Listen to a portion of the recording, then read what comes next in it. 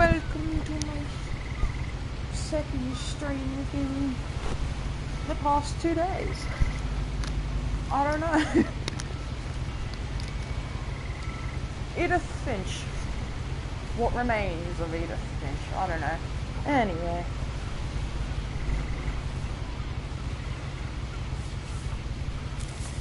A lot of this isn't going to make sense to you, and I'm sorry about that. I'm just going to start at the beginning, with the house.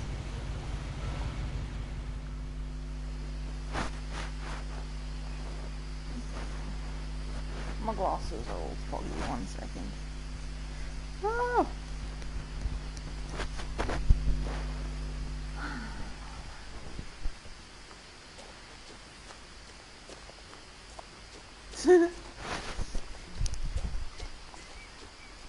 I lived here until I was 11, but I wasn't allowed inside half the rooms.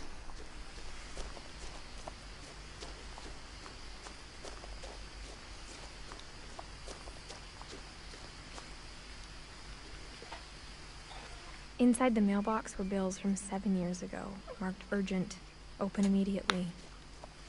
I hadn't been back since my brother Lewis's funeral.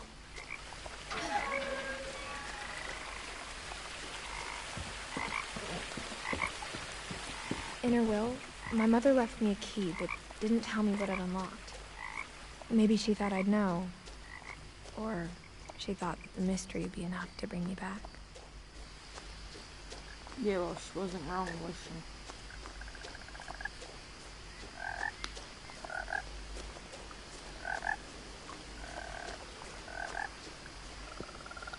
The truth is, even after I inherited the house, I never thought I'd come back to it. But now I had questions about my family that only the house knew the answers to.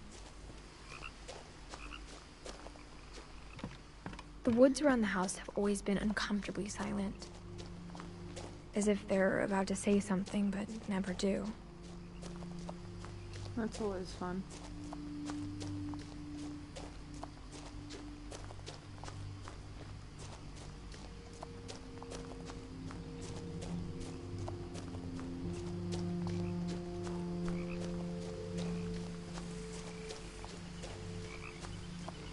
The house was exactly like I remembered it, the way I'd been dreaming about it. As a child, the house made me uncomfortable in a way I couldn't put into words. Now, sorry, but as a 17-year-old, I knew exactly what those words were. I was afraid of the house. Every time I play this goddamn game, the house reminds me of the burrow from Harry Potter. Just the structure and the build of it. I hoped the key might unlock the front door. It didn't.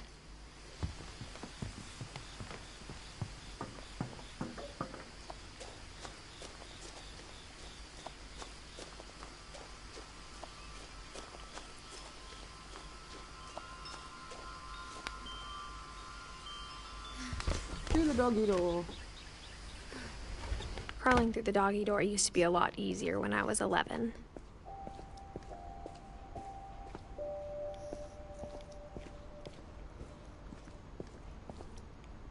The power had been turned off the night we left.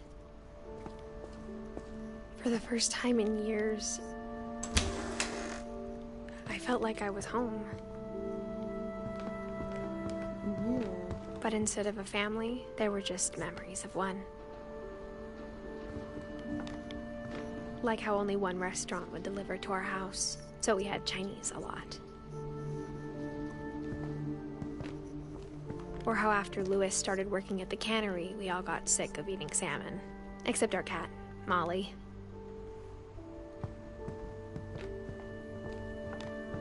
Nothing in the house looked abnormal. There was just too much of it, like a smile with too many teeth.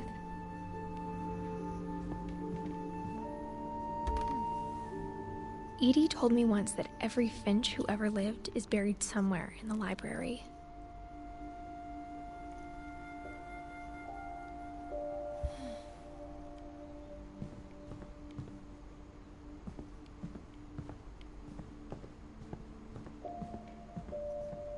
Mom always told me to stay out of the basement, so I wasn't too surprised when the key didn't fit.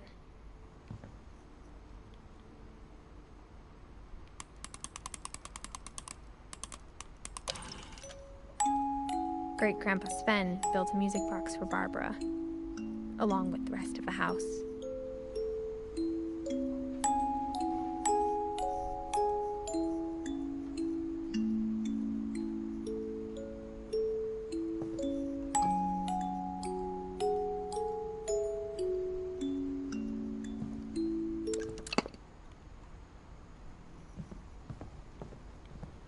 Even the fireplace had a story. Edie told me the bricks came from the original house, after it sank.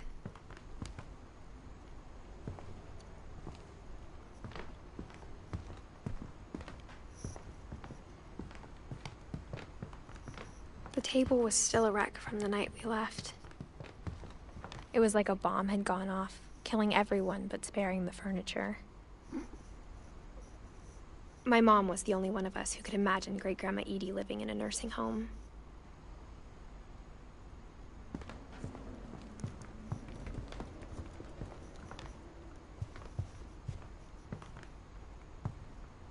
Love the details of this game.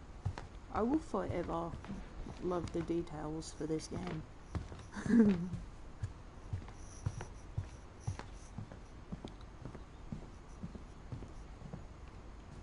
My mom wasn't much of an optimist, but she never stopped believing that my brother Milton was alive. He probably is. Somewhere. Maybe. After Milton disappeared, Mom sealed up all the bedrooms. Then Edie retaliated and drilled peepholes.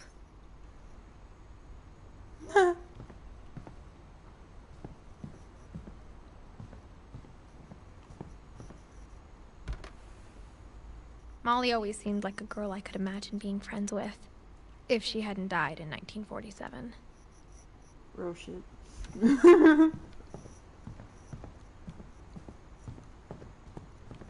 I'll go in there in a minute. Whenever people ask me about my family, the first thing they always want to know about is Barbara.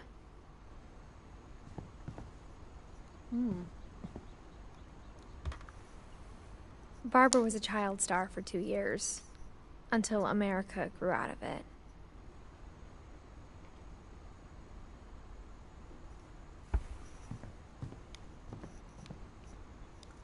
Edie's father, Odin, built the original house.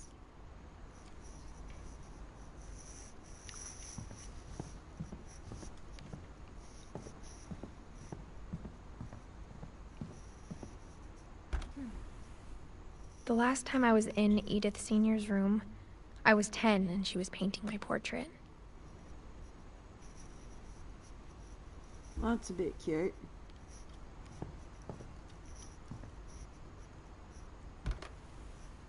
My Grandpa Sam spent 7 years sharing a room with his dead brother, Calvin.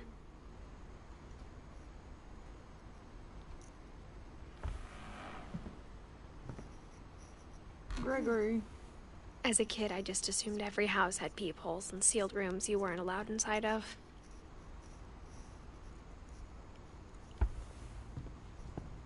Who was Gregory? I'll find it. Was he the baby? I don't really know. He could have been. Maybe. I don't know. Mom must have locked the third floor stairs on the night we left. Oh, I bet that she did.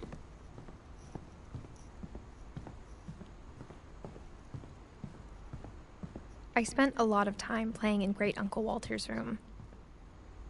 I think my mom sometimes regretted not sealing it up.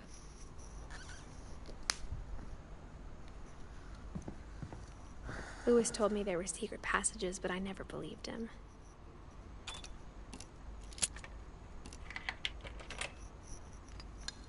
Turns out, my mom was really good at keeping secrets.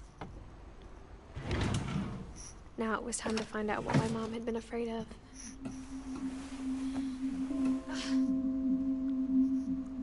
Reading this Maybe it sounds like I had a plan. From the paintings on the wall, it was clear my brother Milton had been here before me. Fucking Milton. I had no idea what was behind that door. Molly's room. Just like I had no idea where all this was gonna lead. I grew up looking at Molly's room through the peephole.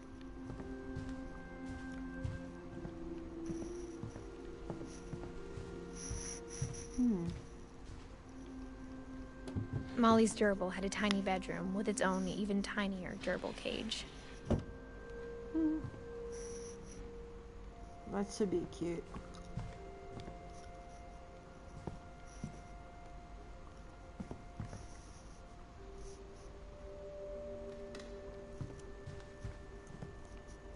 Being inside for the first time, I felt like I'd stepped behind a painting.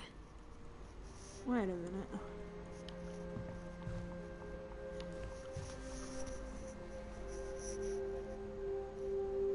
I can't tell if we're playing as Edith or not.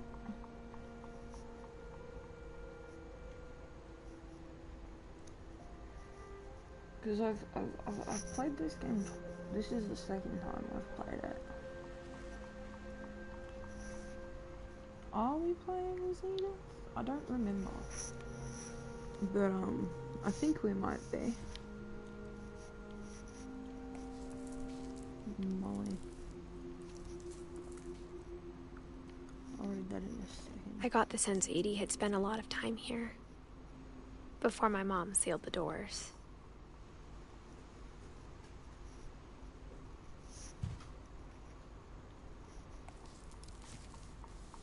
December 13th, 1947. Dear Diary, I'll be gone soon, but I wanted to tell somebody about what's gonna happen. It started when Mom sent me to bed without dinner. I woke up and I was starving, so I looked around for something to eat.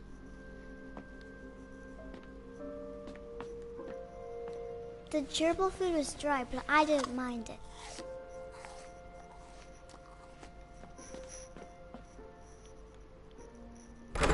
Mom, can I come out now? Sweetheart, it's late. Go to sleep. What accent is that? What accent is Molly's mum's accent? I kept eating and eating.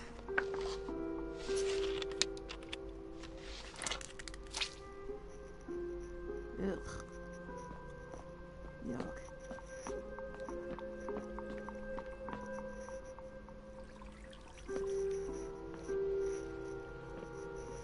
You thought about? I thought about eating Christopher, but I held back. Oof.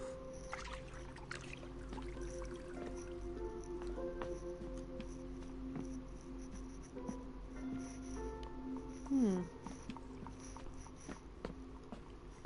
my god. Is there something that I can do about the brightness in this game? There is. Huzzah! Because I can't see shit.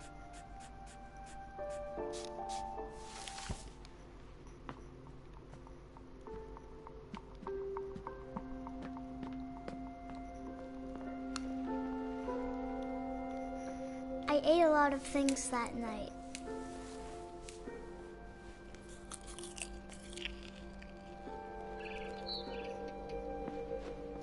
There's a bird. Then I heard chirping outside my window.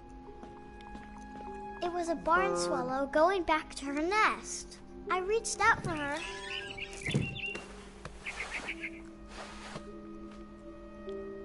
And suddenly, I was a cat. I was a cat.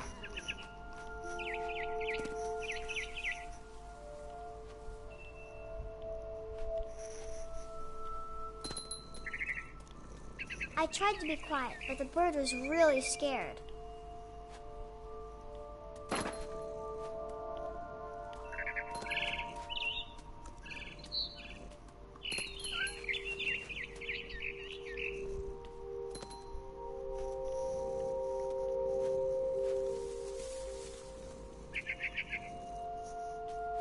Mom and Dad didn't even look at me.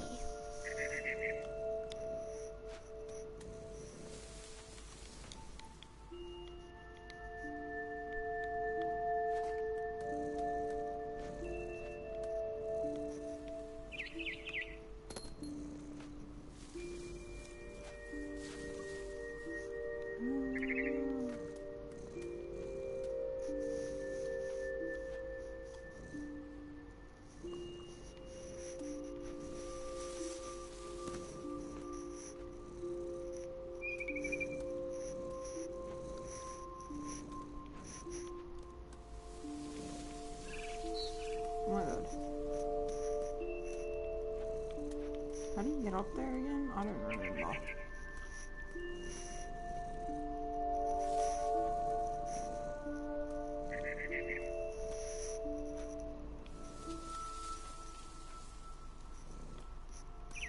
Oh wait. No. Oh yeah. No. Okay.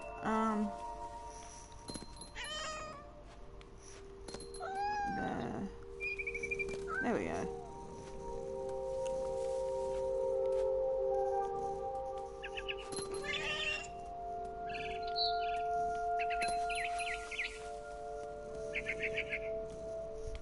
I jumped and I almost got her.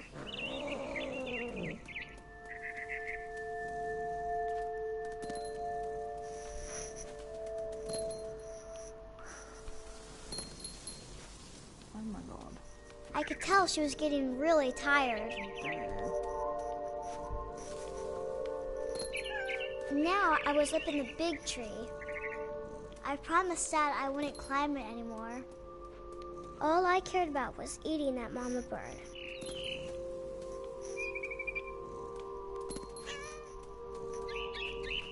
I gobbled her up. And suddenly, I was an owl. First, all I heard was the wind. Then I heard little teeth nibbling in the grass.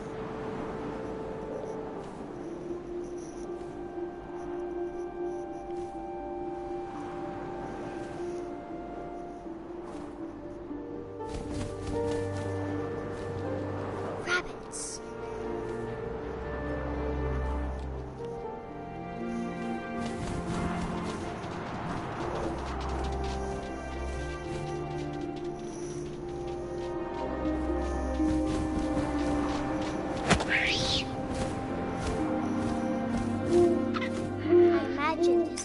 Looking up and seeing mine through my talons.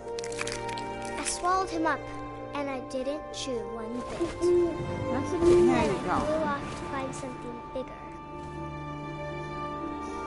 That's definitely a bit. How you go. A mama rabbit. Kids shouldn't be imagining. I digress.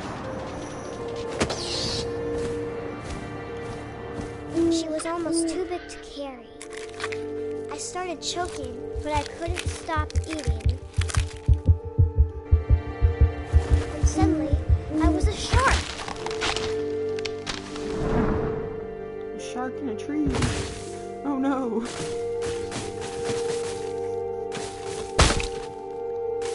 How does that not? Way.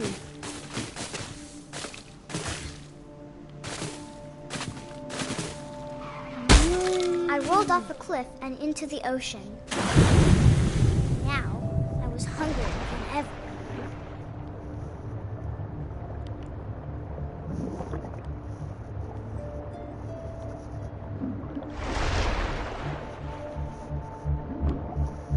I wanted fat, juicy seeds.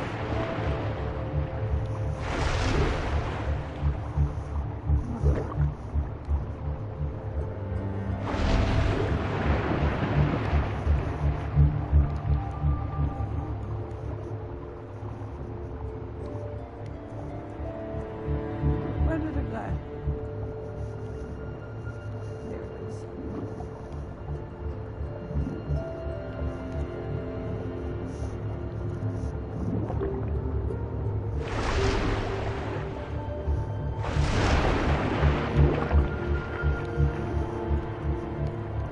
fuck? Oh.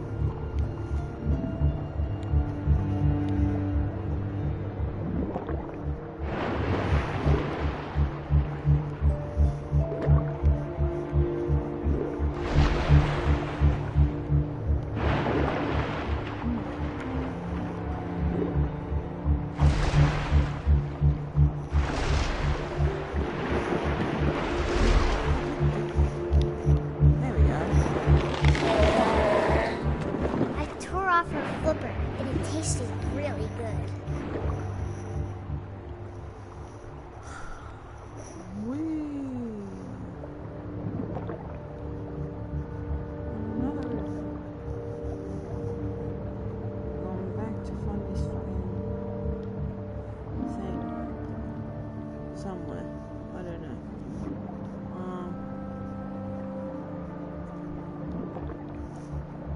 There it is.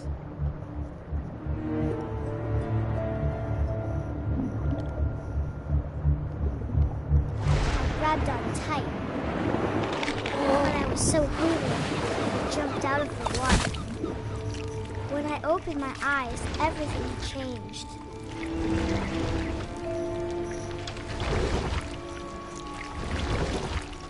Now I was a monster, and I smelled people everywhere.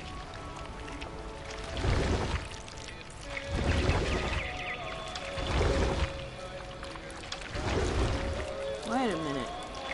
If you could turn into all of these things, why the fuck didn't you just eat your parents? So, that's a I bit was more. big, but I moved real quiet.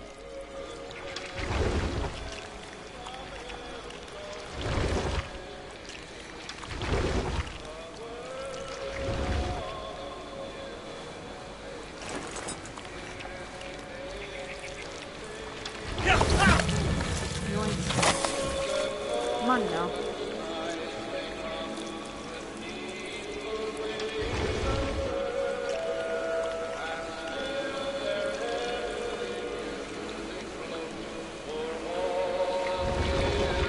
I wanted to stop, but also I didn't.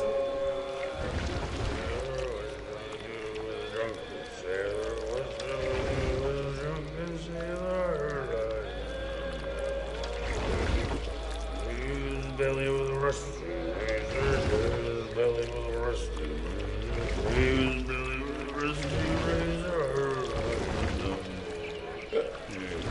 What shall we do with a drunken sailor? What shall we do with a drunken sailor? What shall we do with a drunken sailor?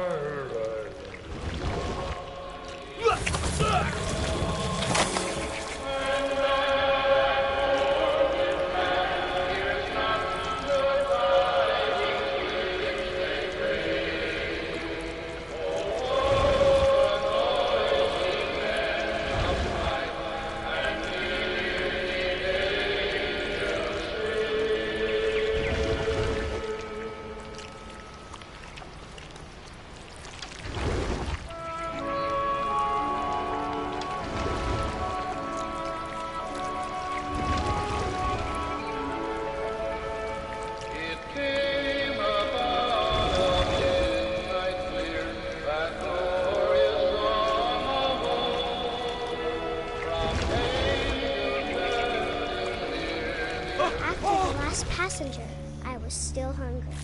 And across the water, I smelled something new. Something I had to have, so I swam towards it.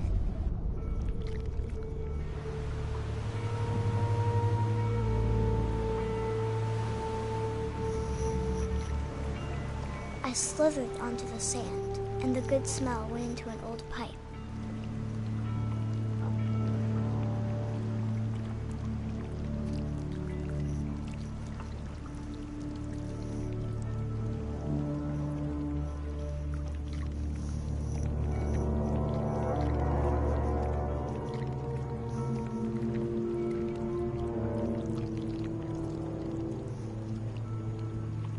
I got closer and closer.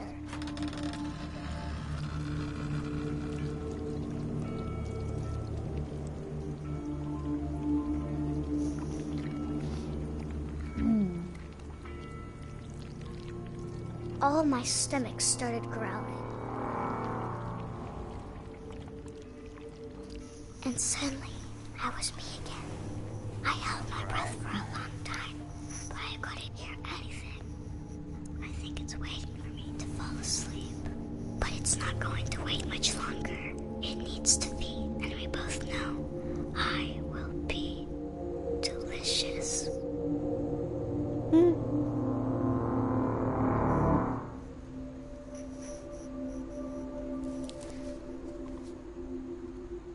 Well,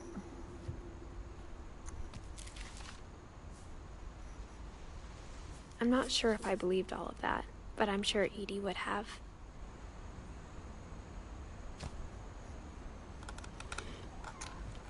yeah.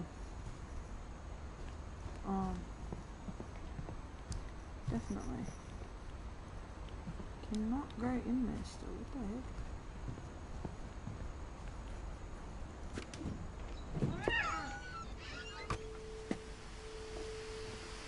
This will be obvious later, but my mom never told me any of these stories. Edie would have, but Mom didn't like bringing up the past.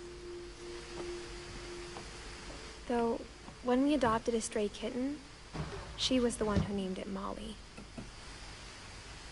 I spent a lot of time in Great-Grandma Edie's room.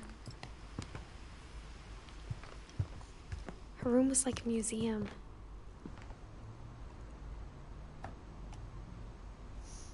For 500 years, the Finches have been famous throughout Norway for their fortune and misfortune.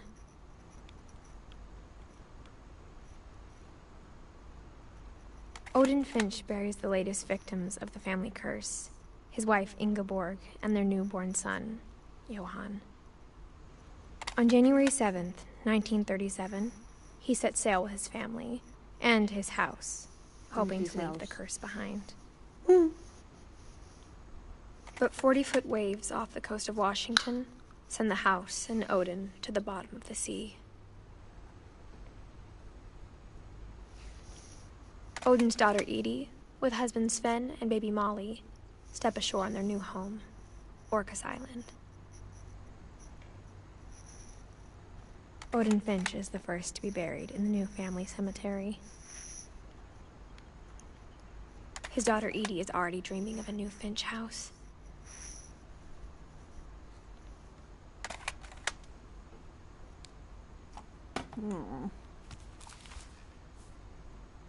Whatever's wrong with this family, it goes back a long ways. Oh, yeah. I definitely would not doubt that.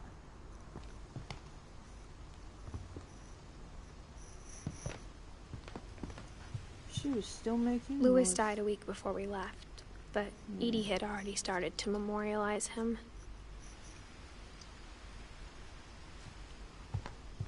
Lewis's one never got finished.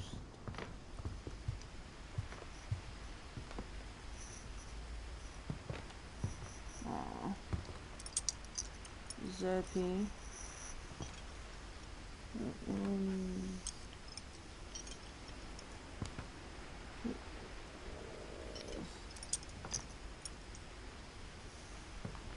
Zerpy.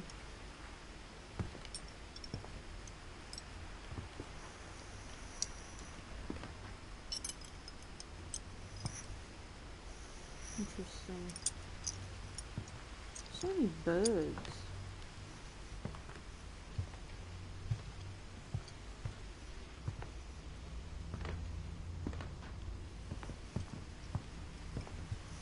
Edie gave a big interview about a mole man living under the Finch house. Oh, My God. mom was furious. A mole man. That's wild. I hadn't thought of myself as Edith Jr. for a long, long time. One summer, they evacuated the island, but Edie refused to go. For a few weeks, she was a celebrity. That's wild. When Edie told people Sven was killed by a dragon, she could also have said he was building a dragon-shaped slide that collapsed. She could have, but she didn't. Oh, God. Whoa. Be quiet. Why the fuck's my phone going on? Ow. Sven, huh? Even in her 90s. Sometimes Edie seemed a lot younger than my mother.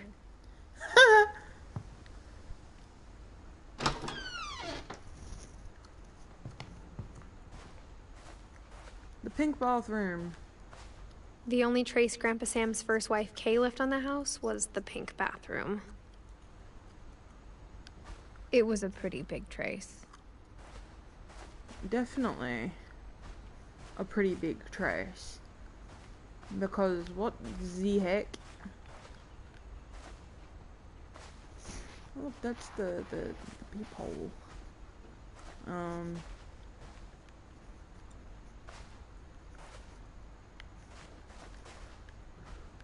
There you go. Next.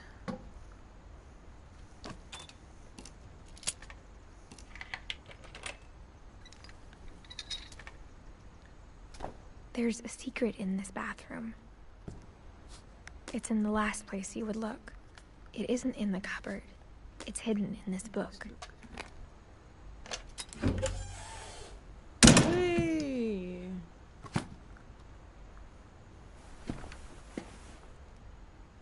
Oh. Calvin Finch. Sven gave Sam an old camera he'd refurbished. He never put it down. That's a bit cute.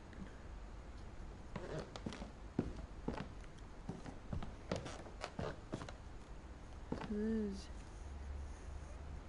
Calvin Finch, born April 25th, so on and so forth. Fucking Milton. Whee! This brings us to Calvin and Sam's room. That's a bit cute.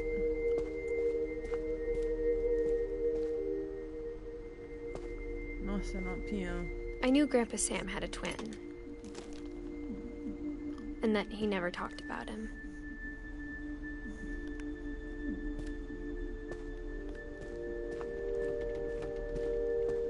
That's right. That's a thing.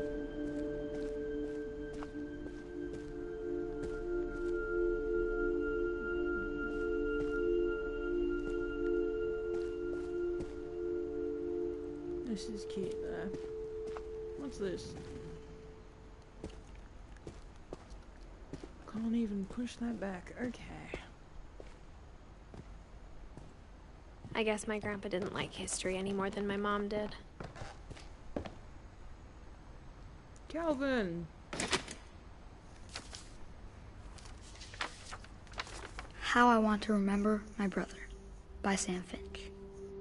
The thing I remember is that when he made up his mind, that was it. My brother said he'd die before he ate another mushroom. And he did.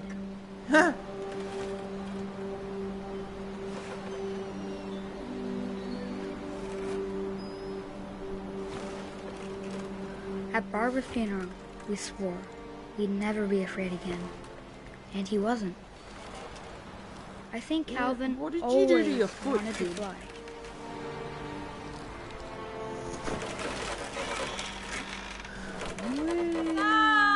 Calvin! Dinner's ready! Coming! But that day, he finally made up his mind to do it. I told him going around was impossible. Maybe if I hadn't said that, Calvin, I'm not gonna tell you again. maybe if the wind hadn't picked up, then maybe I he'd still do be not here. like how high that is. But I doubt it.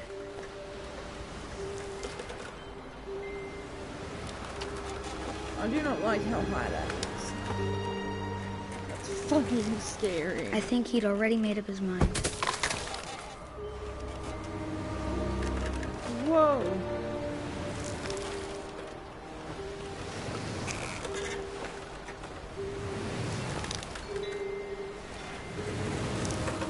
That's what I want to remember about my brother.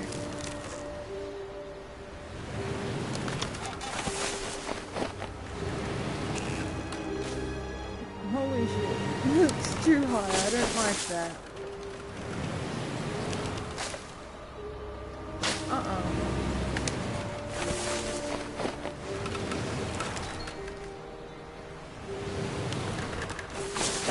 Nuh-uh.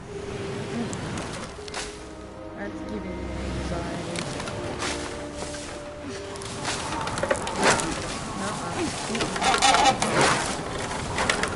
The day he made up his mind to fly. And he did. Yeah, he flew into the water and drowned.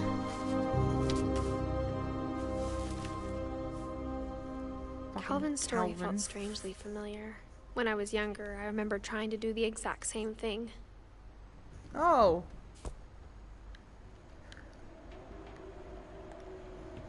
So that's Calvin, huh? 1950 to 1961. She was like 11? After the funeral, Edie roped off Calvin's half of the room. Aw.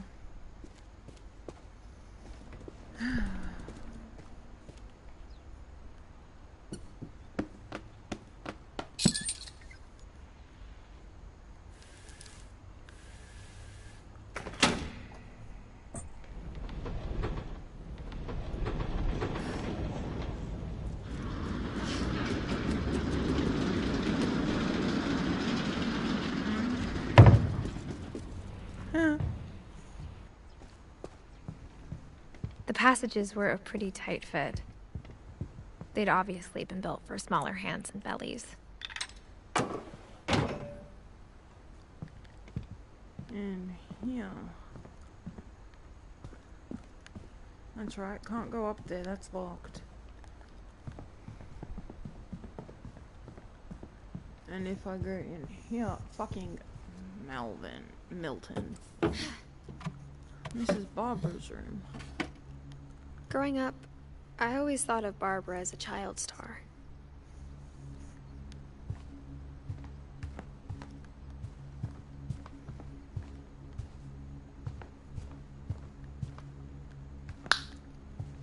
That's because she was, wasn't she? My friend Bigfoot.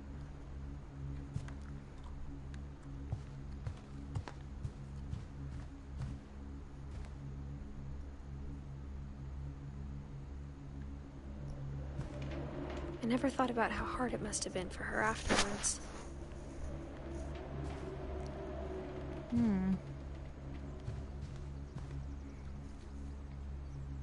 Barbara. 1944 to 1960. That's 20, 204.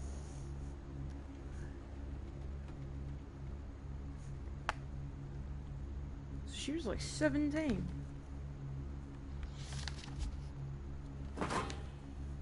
Of all the stories people wrote about Barbara's death, I'm surprised Edie saved this one.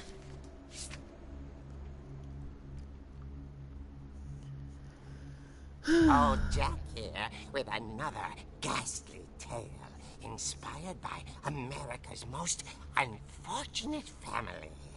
I'm calling it The Surprise Ending of Barbara Finch.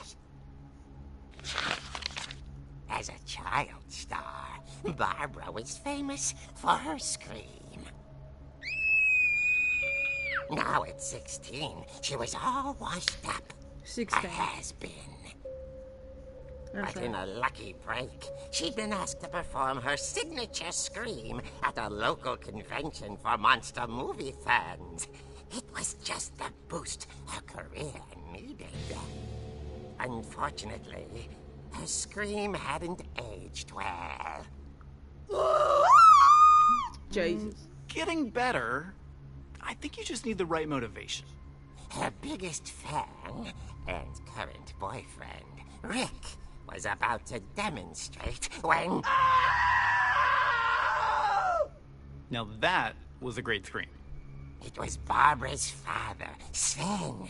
He'd slipped into a table saw and had to be rushed to the emergency room. Jesus. So Barbara got stuck babysitting her youngest brother, Walter.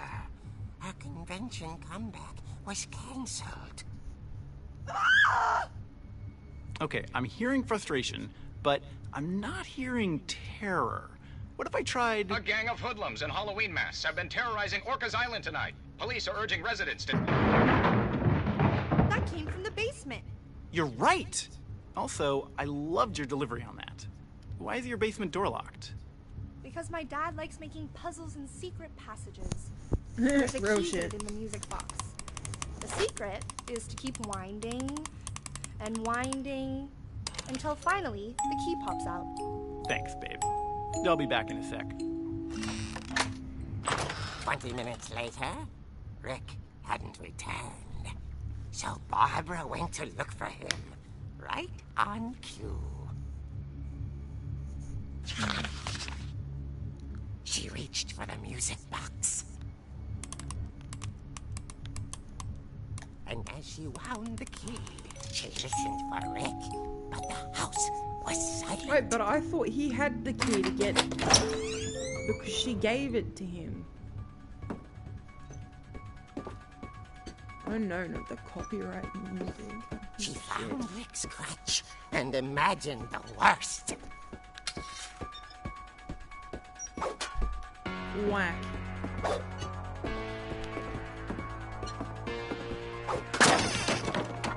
The gang's leader is the infamous Hookman killer, Dr. Carl Hamill, who impaled and then ate his family 10 years ago tonight. What the fuck? The old fridge rattled and grew still. Oh dear! Bang. Oh! Rick? Barb, relax. I was just trying to scare you to help you find your scream. Well, I'm not scared, Rick. I'm furious. Then act furious. All I'm getting from you now is that you're hurt and confused and you... She threw him out, but she kept a little something to remember him by. Barb, have you seen my other crutch? And she was still holding it when she fell asleep watching the Late Picture Show. Hours later... Barbara! Walter, what's going on up there? Ah! Okay, I'm coming up, but if this is a trick, you're dead, Walter.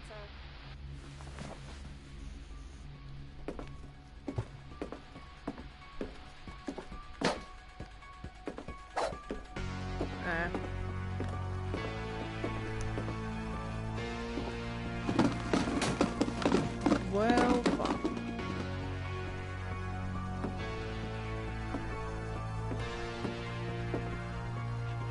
Walter, are you there?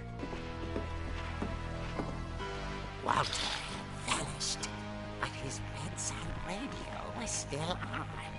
Orcas Island police describe the man as 6 feet tall, with a steel hook for a hand. Residents are urged to lock all doors and windows and notify the police of any suspicious activity. Oh, look. Barbara turned, saw the hook man, and was speechless. He was quite smashing. And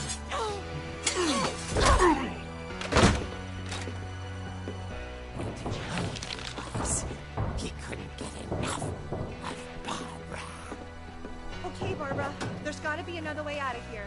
That night, she played her part beautifully.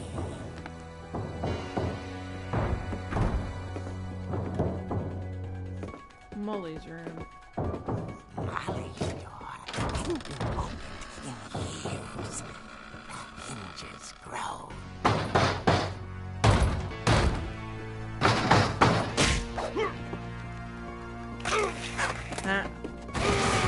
Get. He wasn't moving, but she sensed the story might not be over yet. Yeah, I still gotta look for Walter, bro.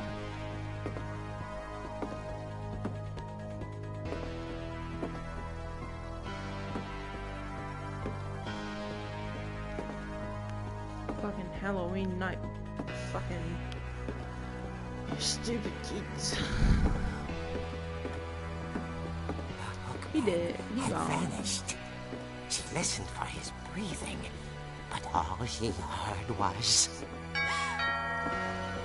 Ding dong.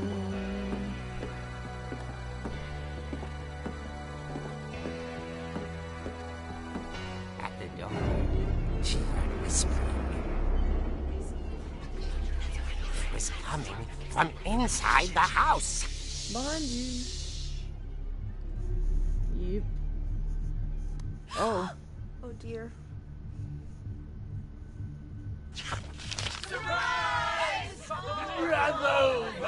You were wonderful. The monsters had come to surprise her. For Barbara, it was a dream come true. Then she saw what kind of monsters they were, and she realized what was about to happen. She was going to be famous. And with her final breath, Barbara Finch gave the performance of her life.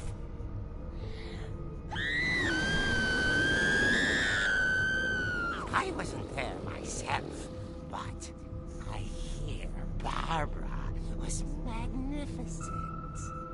Poor girl. She had a taste for stardom. But unfortunately, so did her fans. Of course, the police blamed it all on poor Rick, who disappeared the same night.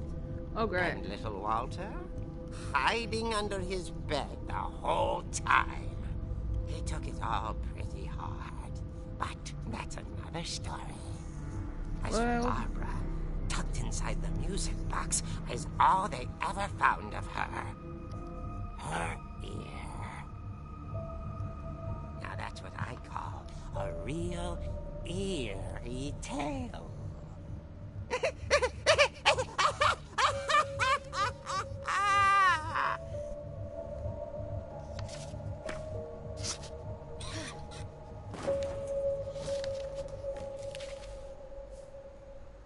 Edie told me all Barbara wanted was to be remembered, as absurd as that comic was. Maybe what Edie saw was a happy ending. Wait a minute. So, Molly is the oldest. Then Barbara. Then Calvin and Sam.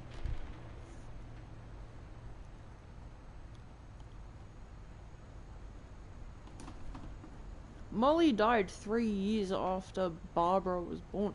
Holy shit.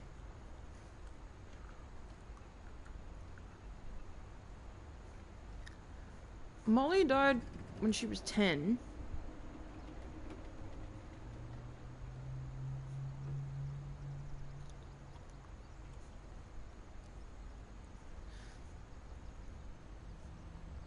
Three years before she died, Barbara was born.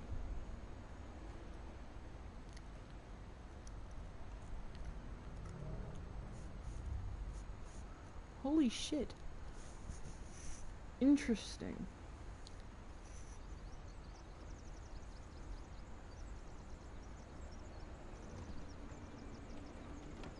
And then Walker. Right.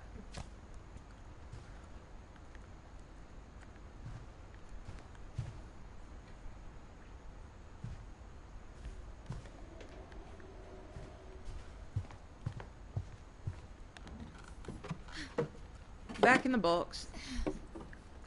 I guess now I know why Mom didn't like me playing with the music box. Oh yeah. Because that's its own little fucking tale. Right.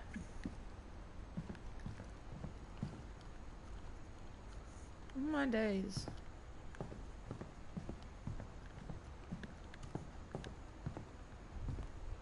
It's funny. All those times I played with the music box and never found the basement key. Yeah. Sorry, I was trying to figure out if I could go back into Molly's room, but I can't. Which sucks.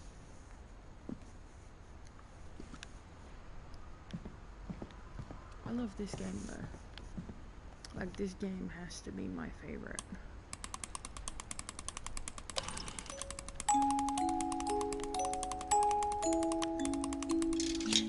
Okay. The key!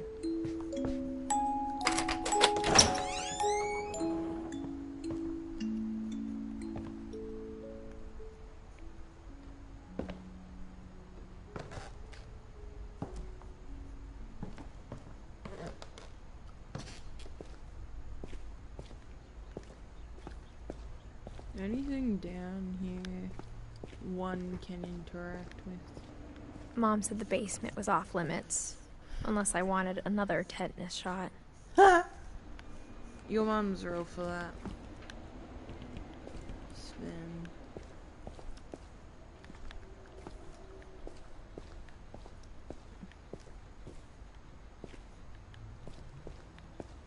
I saw Edie sneak down to the basement once, carrying packages.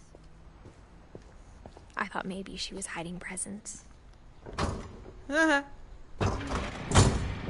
turned out she was hiding a lot more than that. Oh yeah. I believe it.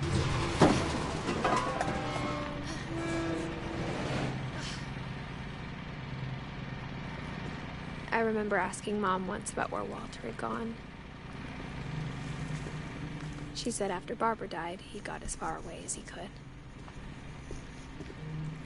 If there's a pattern in all these stories, I think it's that none of us has gotten very far.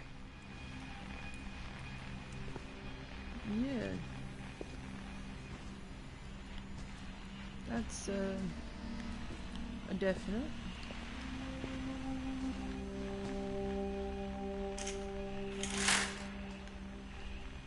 Huh?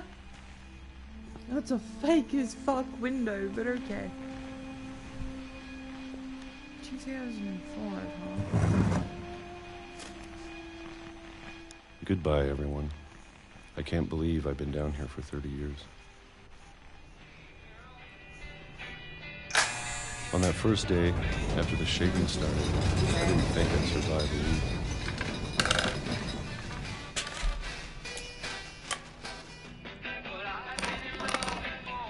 But after a few days, I settled into a routine. That's what kept me sane. Having a schedule, living for today. I always expected to be dead tomorrow. 1976. But if you wait long enough, you get used to anything.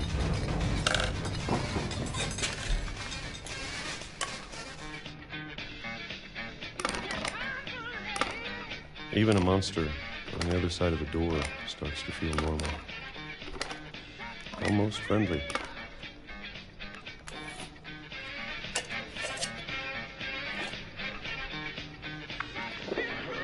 And then one day, everything just 2005. stopped. Whatever that thing was, it was gone. Maybe it got tired of waiting.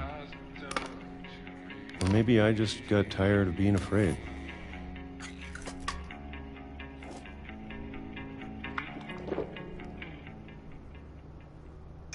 It's been a week now, the longest in 30 years.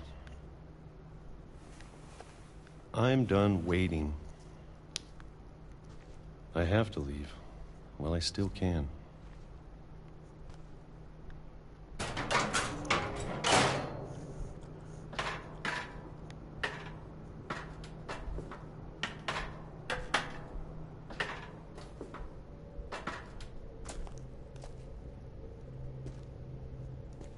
I know it's out there, somewhere. Whatever killed Barbara and Molly me, Calvin. Maybe this is all a mistake. But I need to stop living the same day, even if it kills me. Whatever's out there, I want you to know I'm ready for it. Oh no. I'm going to appreciate all of it. That's especially the train food. tracks. I don't mind if I only have a year left. Or a month. Or a single week. I'd be happy with one more day. I can already imagine the sun on my face.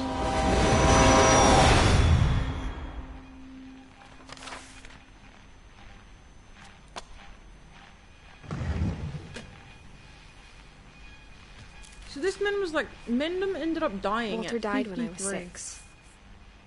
I can't believe my mom never told me he was down here.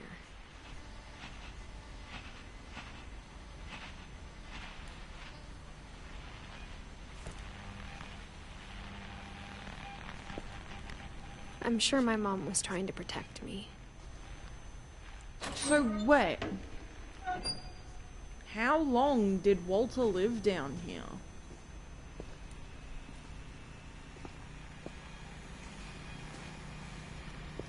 Genuine curiosity of mine. How long did Walter live down here? From, what was it, 1976?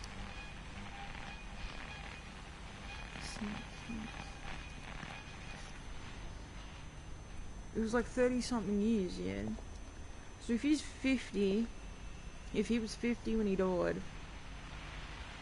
he'd been down there since he was 20.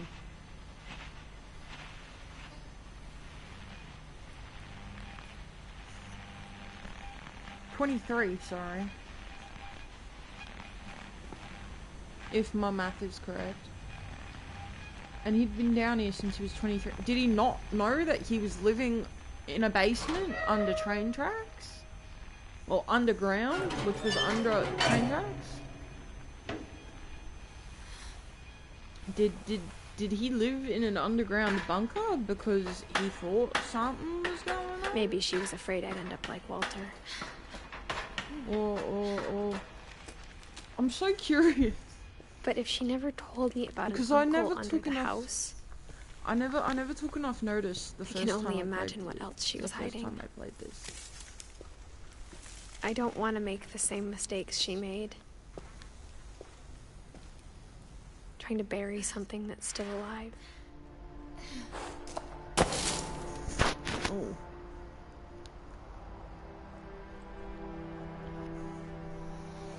Now that there's only one of us left, or maybe two, I thought it was time I heard the stories for myself and found out what happened to everyone else. But now I'm worried the stories themselves might be the problem. Maybe we believed so much in a family curse, we made it real. Walter, 1952 to 2005. Fuck.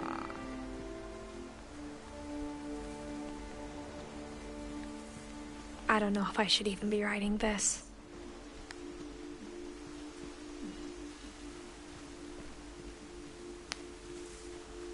Maybe it'd be better if all this just died with me.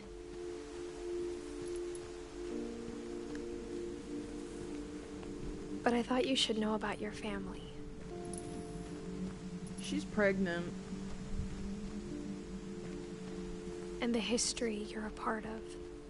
She's pregnant. Though to be honest, I feel as lost as you probably do right now.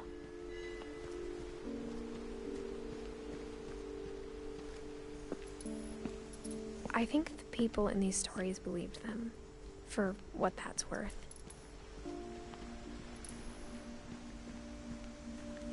I'm not going over there.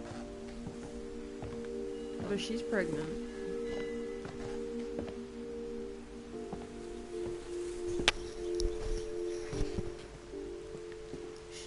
And when you look at the house, She got that history of imagination and stubbornness and madness, any of it seems possible.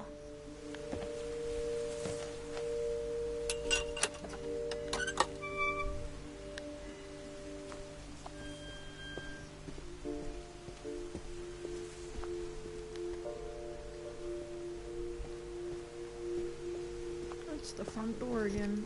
I think we've been surrounded by death for so long, we've just gotten used to it. Real shit.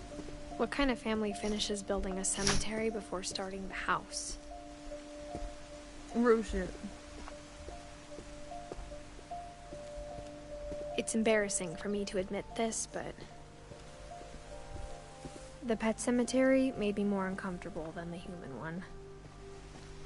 Derpy. 3 of the gerbils were mine, and 2 had been my fault. Zoe, Coco, Tucker, Charlie, Daisy, Lucy. Zerpy, Lurpy, Furpy, Chirpy, Burpy, Derpy, and Derpy Jr. Christopher, Shadow... I can't pronounce that name. Oliver and Bob. Fish. Okay.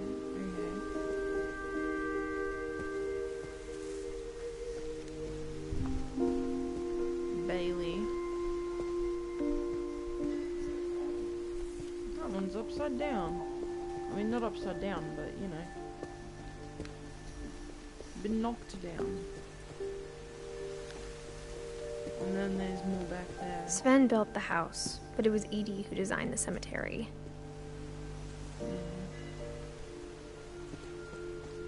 Molly, born December 11th, 1937, died December 13th, 1947. She'd just turned 10. Fuck. We'll go in order. Molly, Barbara, born 31st of October 1944, died 31st of October 1960.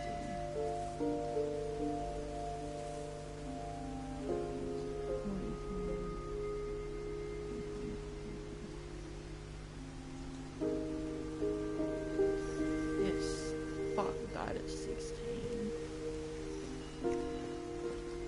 Calvin, born April 25th, 1950, died September.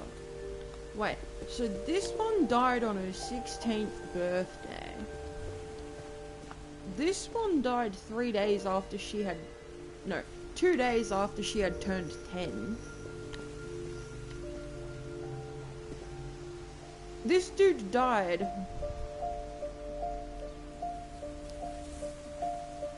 when he was 11.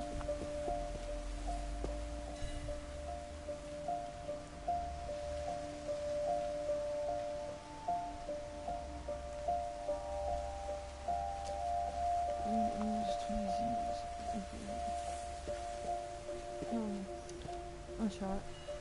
August 26th, died 1952. Died March 31st, 2005.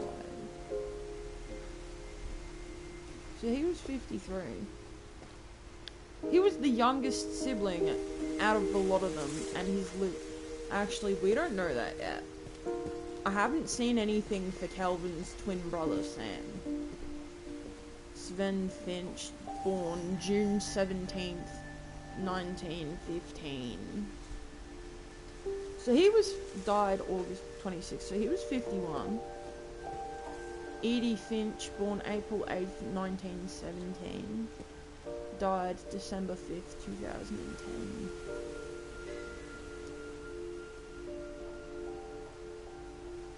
Fuck.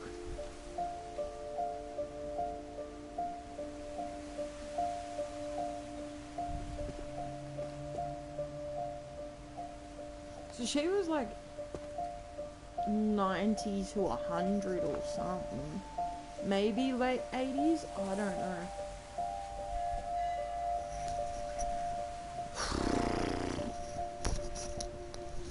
Let me find that out. I can find that out pretty easily, actually.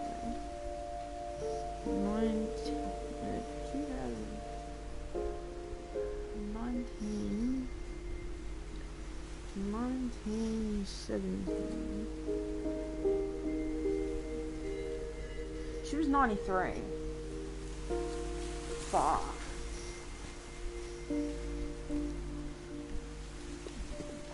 And just so I know I'm right. 1937.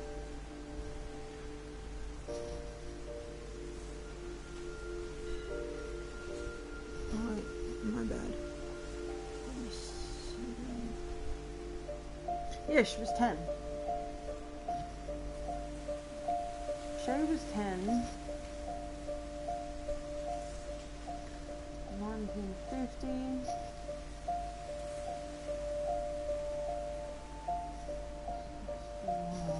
He was 11.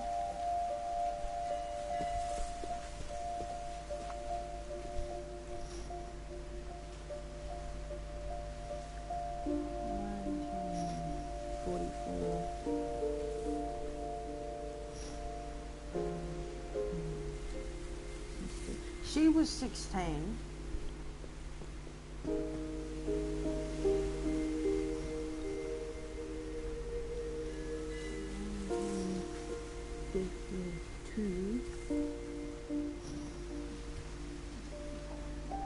He was 53. I was right. Hold on, let me just check his again. 15.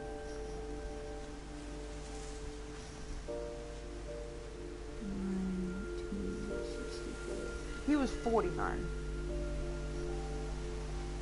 Fuck.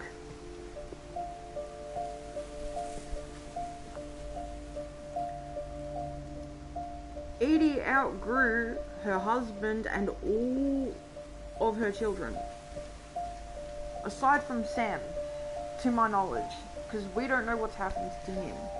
I haven't found a headstone for him yet. I'm sure Odin's monument had been Edie's idea. Odin. Oh yeah, and Odin. Edie's father. My mom was always trying to move on, but for Edie, the past never went away. Yeah. That's Edie. Edie's husband and Molly. And that's Edie's dad. I think. I'm pretty sure. I think. Her dad had been pretty strict, but it wasn't enough to save her brothers. She was just trying to do better. There we go. Sam.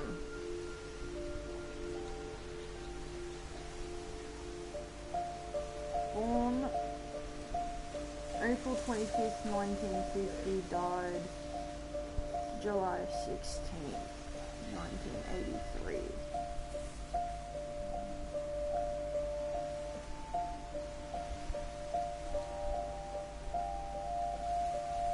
He was 33 when he died.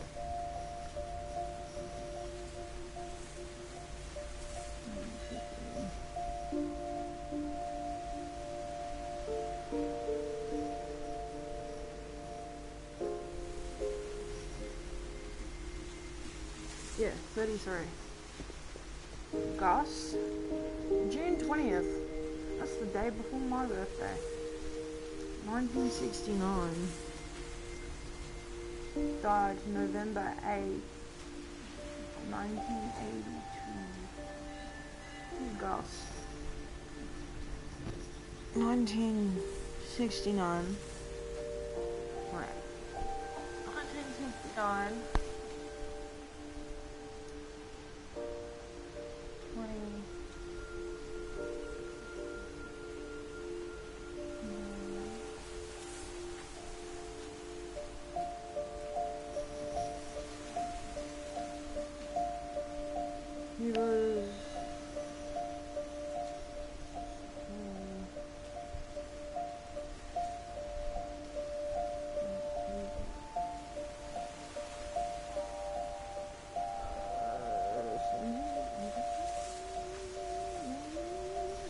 Okay.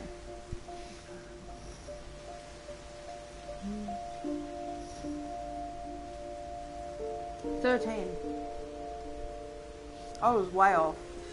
I guess like 20%.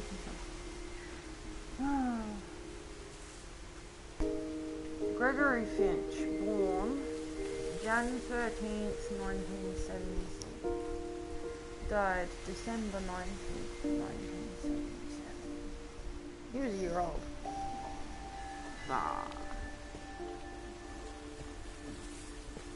And there's more. She lost 2 of her brothers, just like I did. I get why she tried so hard to protect us. Milton. We never found Milton's body, so my mom insisted we were putting up a monument, not a tombstone. Yeah, because there is no year of death for Milton. He is missing.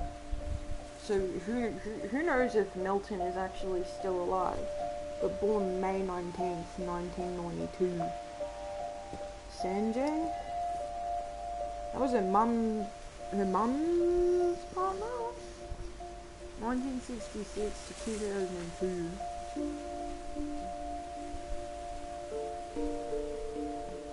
So he was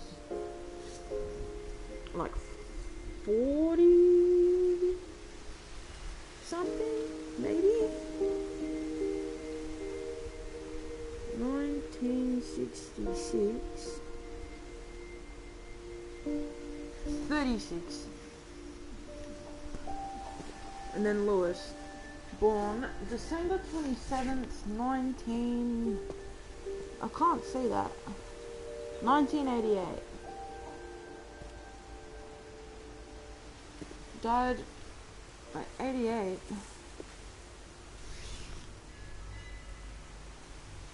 He was 1988. Died November 21st, 2010. She was 20 something.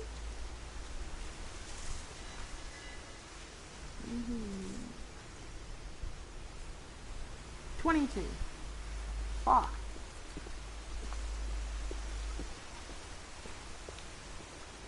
Anyone else? No. What even is that thing? Oh, it's like a little crayon thing, I think. I don't know. There's so many things I wish I could ask my mom now. Part of me thinks this is what she wanted all along. For me to come back someday and find everything out for myself. I know Sanjay, I'm pretty sure, was Edith's dad. Maybe. I think so.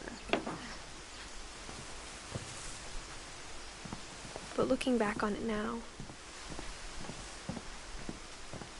if she told me there was going to be so much climbing, I never would have come when I was 22 weeks pregnant. I fucking knew it. Well, I've played this before, so yes, I knew it. But, wait, she's 17. That's what she said at the start. I never took her. She was 22 weeks pregnant at 17.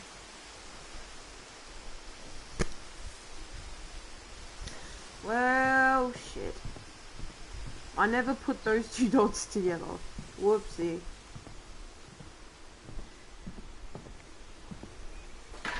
I never met Grandpa Sam, but I think he and my mom had a lot in common. Grandpa Sam. What an uncle.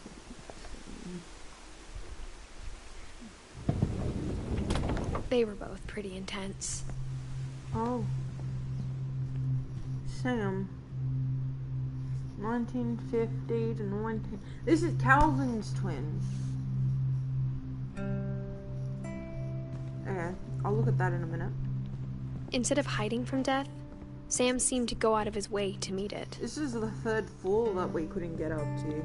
That's right, because it was locked. Okay. That's Sam's first wife? Yeah, I'm pretty sure that's her, the first wife. She was the one who made the pretty pink bathroom in Edie and... Sam What's spent his his name? life shooting photos, but Mom said he got nervous being in front of the camera. I guess we're all afraid of something. Real shit.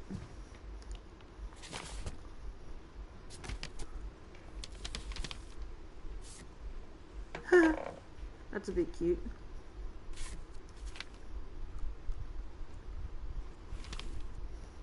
What is that?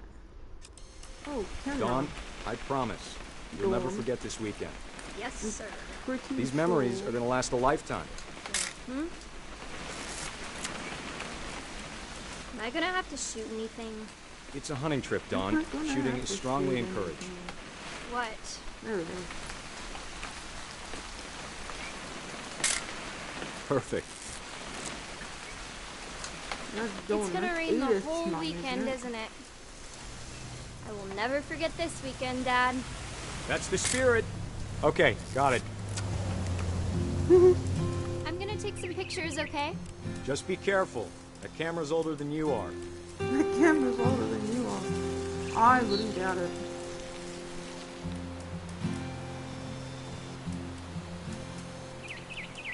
You're right, Dad. It's starting to clear up. Still freezing, though. Definitely should not have drunk all that coffee.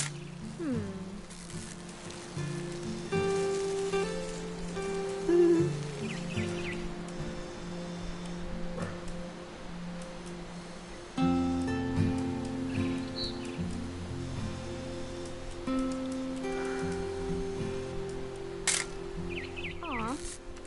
Aw.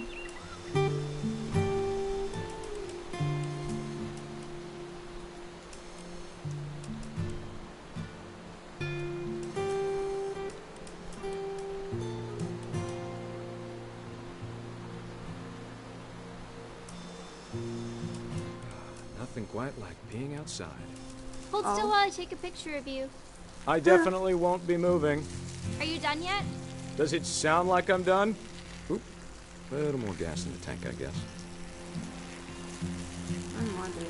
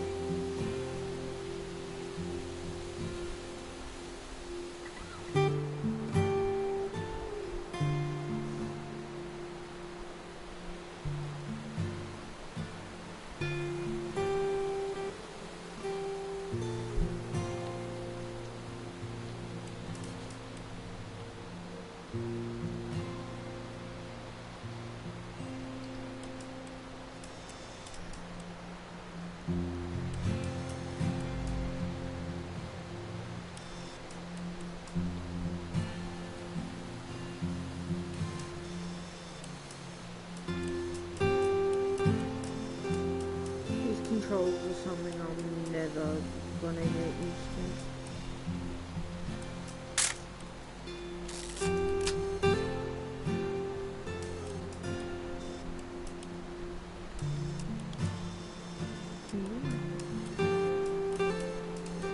Is there a way to move anywhere? Or am I just stuck taking pictures of this?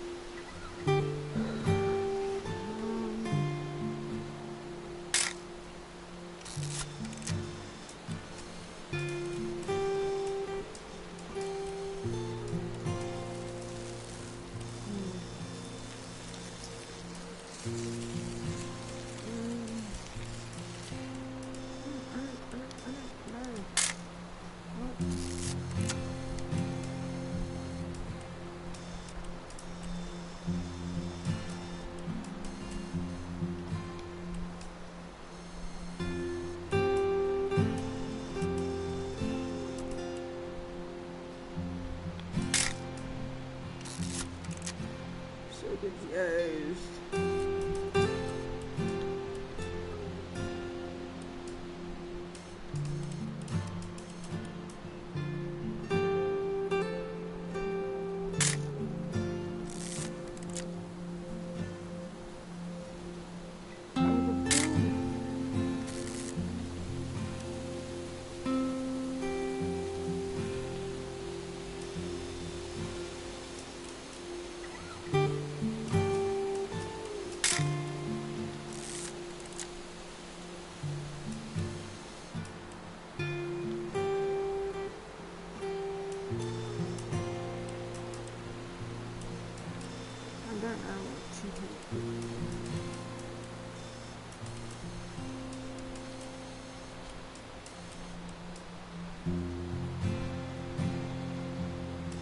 Mud?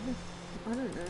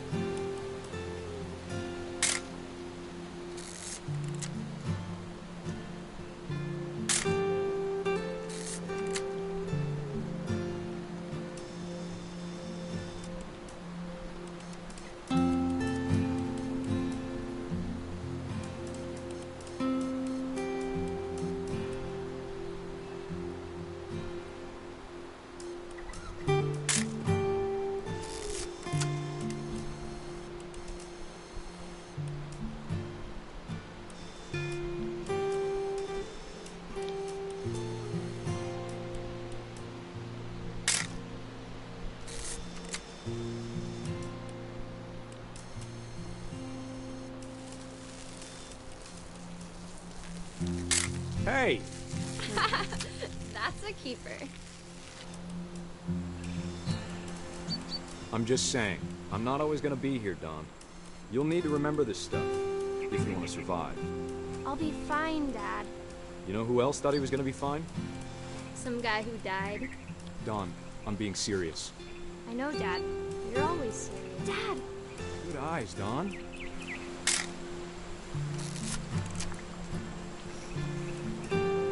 Before you take the shot, let me get a picture of him.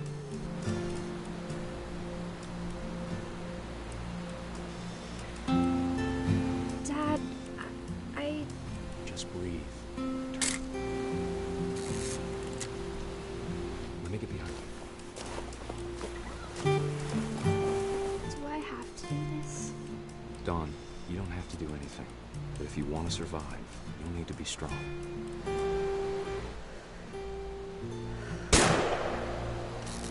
Great shot, Don!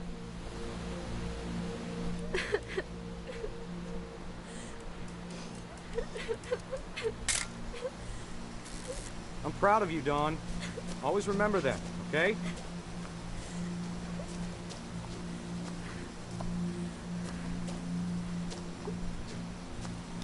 Dad, it's twitching. I think That's it's totally normal, Don. Just focus on the camera. Try not to think about— Dad! Well, shit. Try warning you.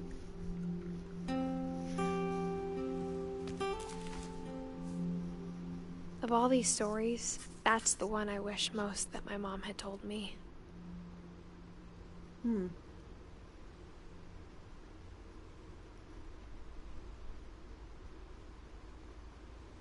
Dawn. So, who's there? The eldest. Oz.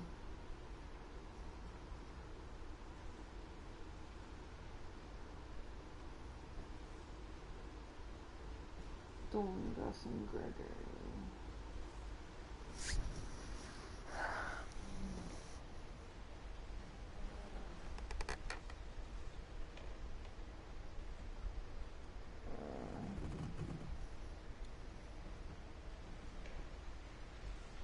Dawn. Well, we're not Gregory. I can't read that. Wait, I think it is in order. Yeah. Wait, we don't have a picture of Edie in our book. The fuck?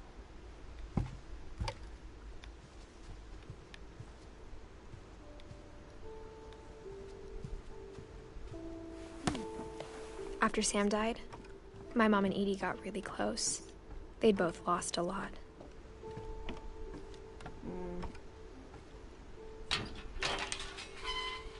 Gregory! That's one creepy looking baby. Do you see that? Gregory, Dawn. I can't imagine my mom ever Yes. writing poetry, and yet...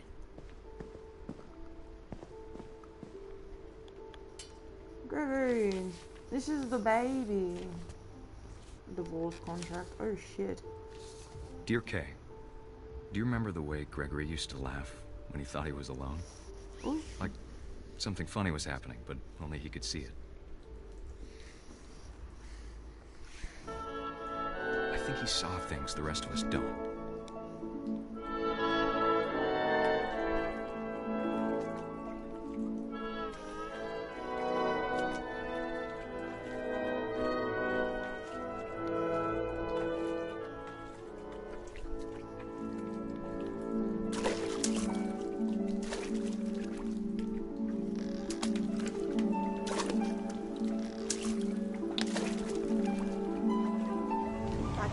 Gregory, it's time to...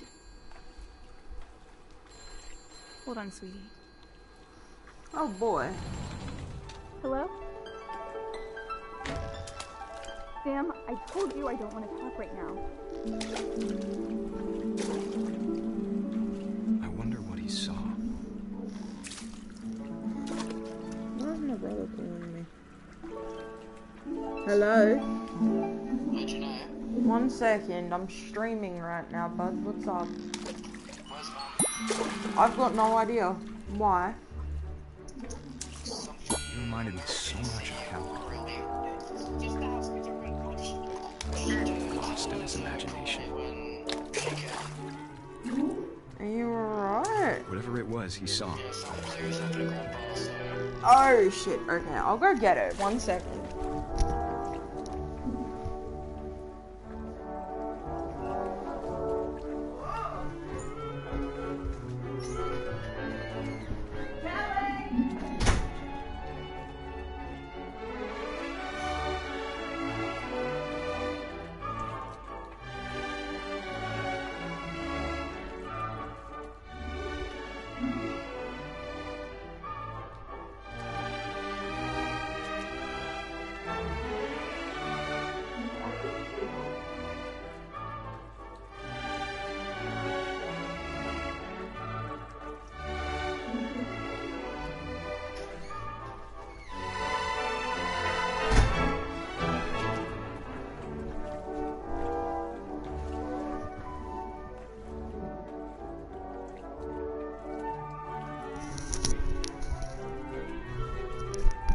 Yeah.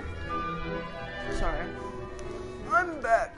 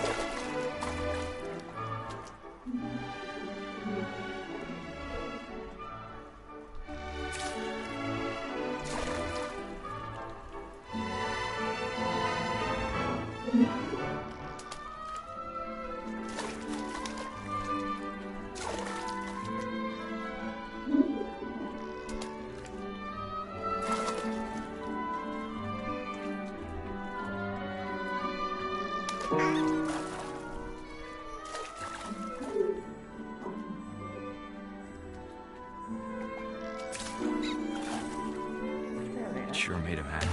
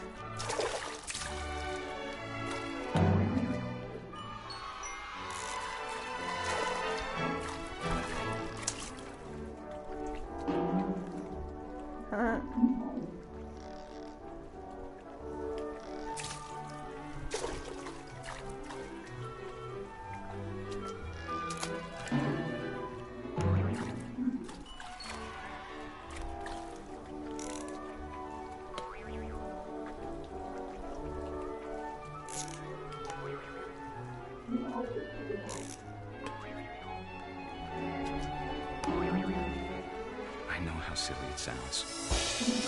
Oh, yeah. That I worried about a baby being too happy. But I could feel him slipping away. Sorry about that, Gregory. I know you did everything you could. Maybe if I hadn't called that night. Damn it. Hold on, I don't want Gregory to hear this.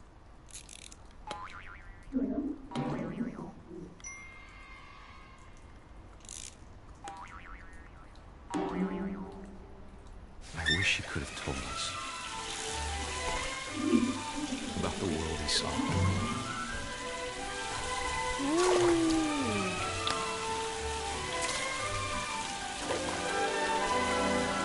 There's so much I don't understand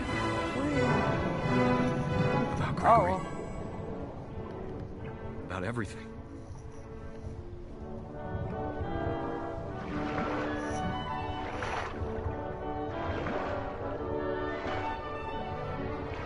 But I know what happened wasn't your fault.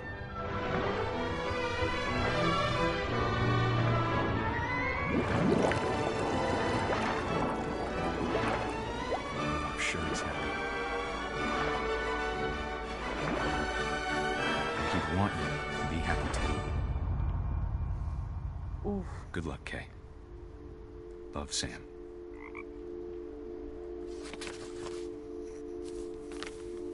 Oof.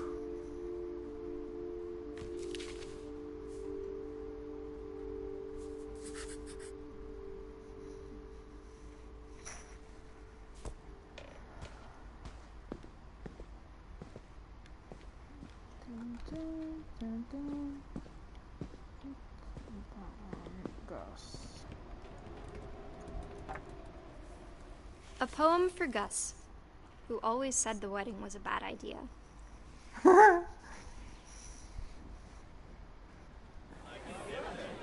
Our father never hit us kids, at least not very hard, before the day my brother said with teenage disregard that he'd be dead before he'd see a wedding in our yard.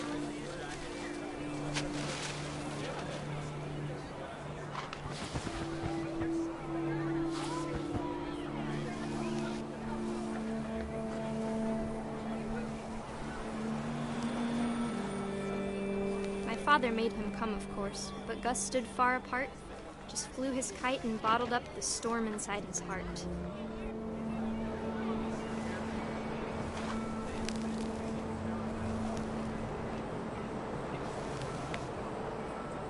I tried to talk him out of it, but though he'd never met her, "We don't need a stepmom," were the words that I now pronounce you husband and wife. You may kiss the bride.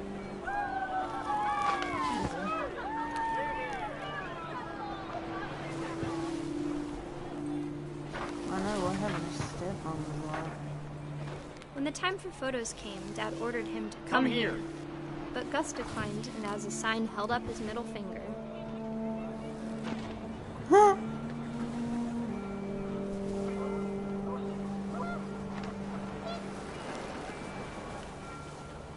The wind picked up, and panicked geese appeared and quickly went.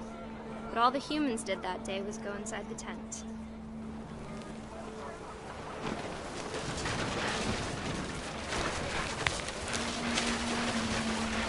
The rain came down in buckets then, but no one seemed afraid that nature might destroy the tent our dad had crudely made.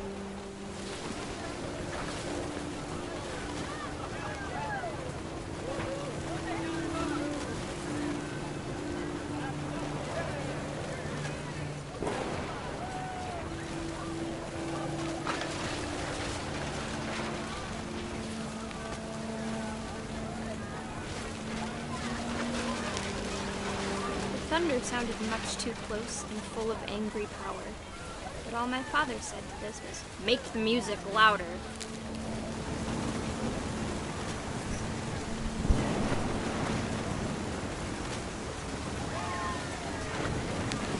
Yeah. Nah.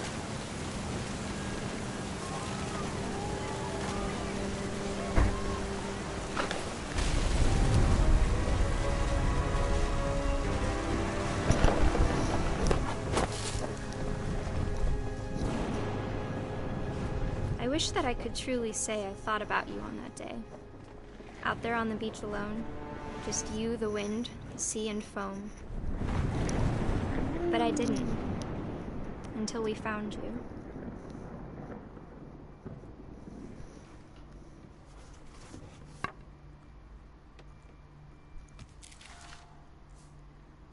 She never talked about him, but Mom told me once if I was a boy, they were going to name me Gus. Why? Gus is a god-awful name. What the fuck? Why would you do that?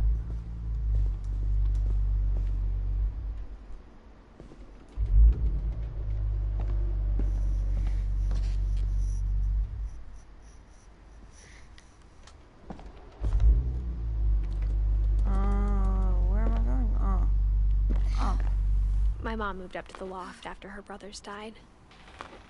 Where is it? Can you blame her? At the time, it was as far away as she could get.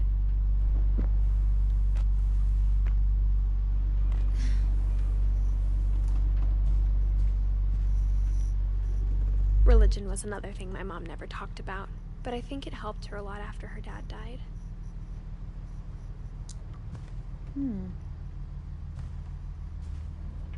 My mom moved to India a week after graduation and got a job teaching English.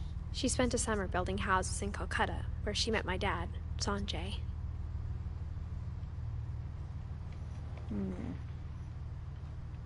That's a bit cute, isn't it?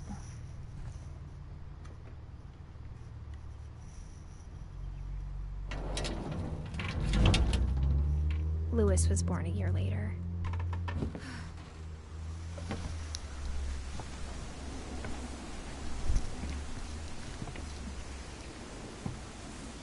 When my dad died, I don't think Mom knew where else to go. I'm sure Edie was happy to have her back.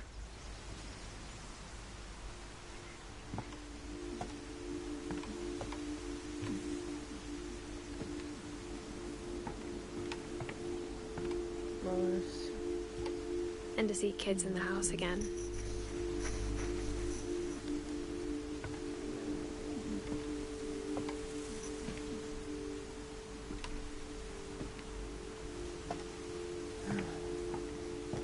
The house had to get a little bigger, but Edie was used to that. And for a while, things were good. Almost normal.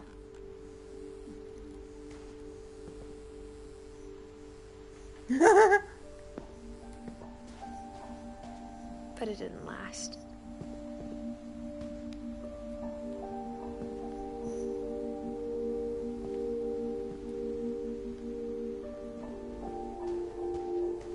Fact or fiction of family history. That's a bit cute. The beginning of the end was Milton's 10th birthday, when Edie gave him a castle. Milton. After Milton disappeared, the only thing he left behind was a room full of paintings.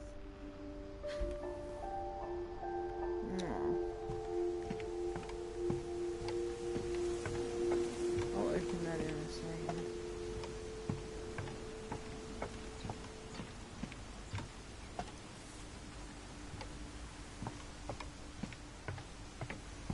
House is fucking massive.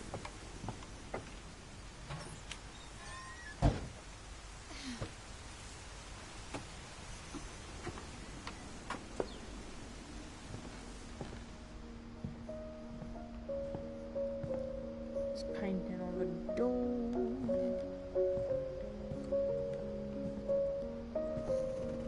What is that? Oh, it's like an actual fucking 3D castle. That's cool.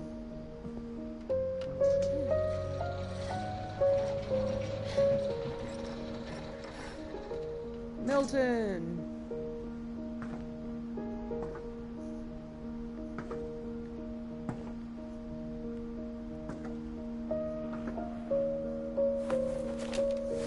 Milton Finch in The Magic Paintbrush.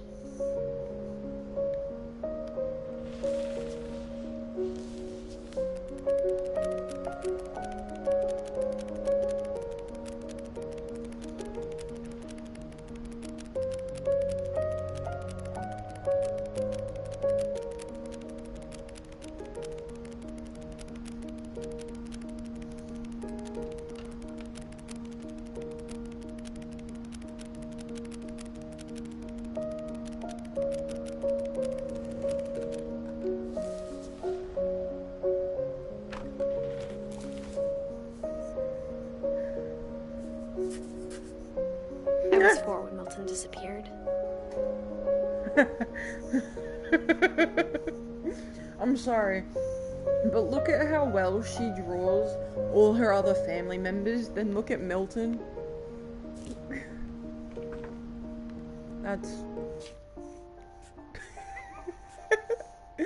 That's funny to me.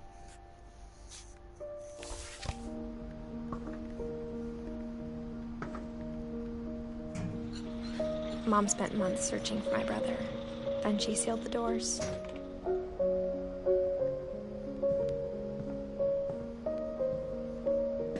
Whatever Milton had found in the house, Mom didn't want it getting out.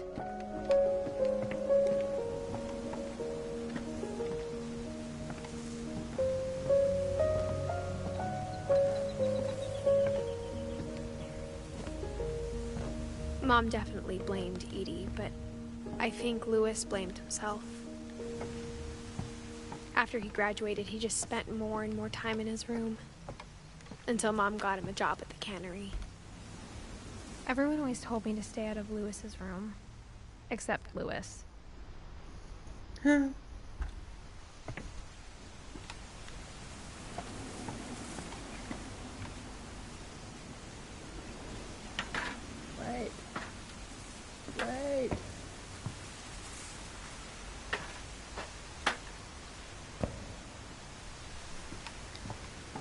I want you to go up. I want you to explore. You can't go up. Never mind. But you could.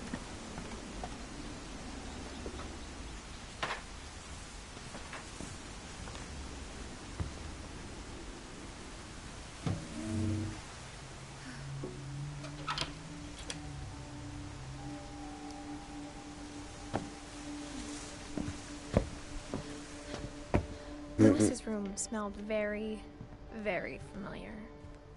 That part of him lived on. Locker content. The exit.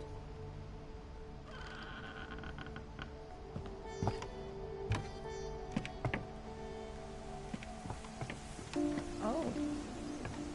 This leads up.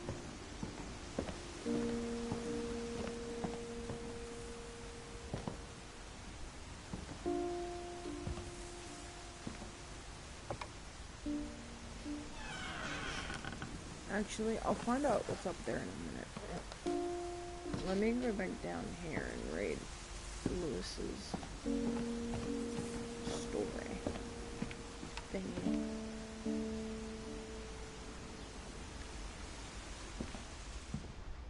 Oh, hello. Louis and I spent a lot of time playing games together, but he was surprisingly bad at them. He died a lot.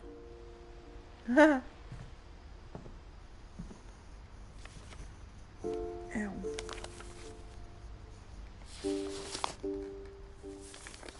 Yeah, that's true. Dear Mrs. Finch, as Louis's psychiatrist, I can understand your desire for an explanation. As I see it, the trouble began in January, shortly after we convinced your son to seek treatment for substance abuse. Newly sober, I believe Louis first noticed the monotony of his daily life.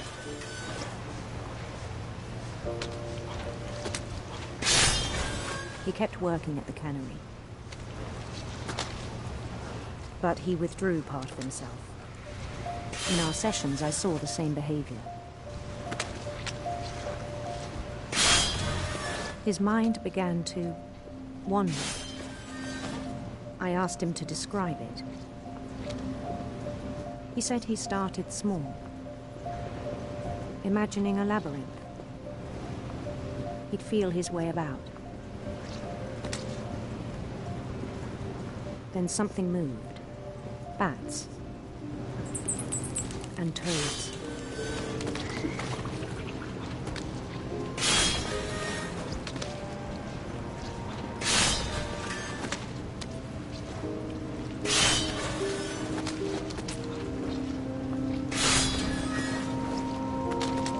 And things that had not names. He knew it was all in his head.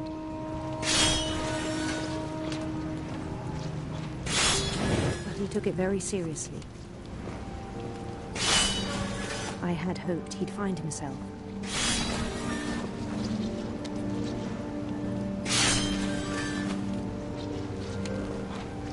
But he found something more. I worried about him then, daydreaming at the cannery. I spoke with his boss.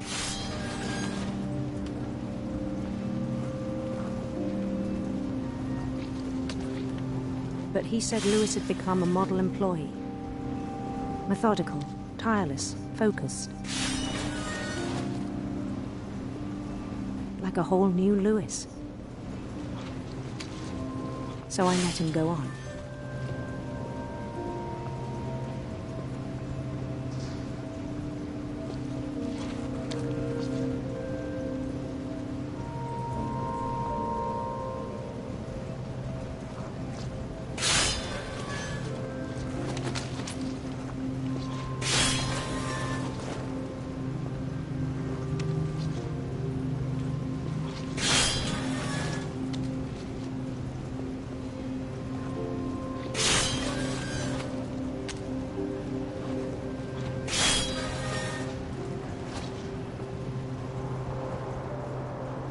I even encouraged him.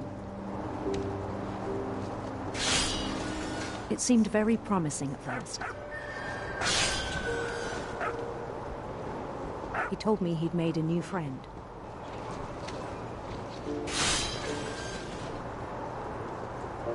On the edge of a city he named Lewis Topia. He built the city up slowly, brick by brick. Then he made musicians.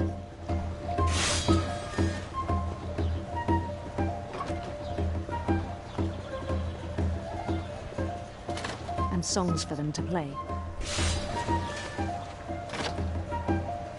He talked about starting a band. And he was always humming something.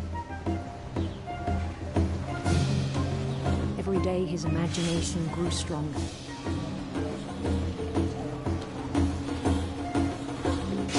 He no longer spoke at the cannery, but his chopping was as reliable as ever. Then one day it struck him that all the cheering crowds, even the stones under his feet, were all in his imagination, so he could do whatever he wished.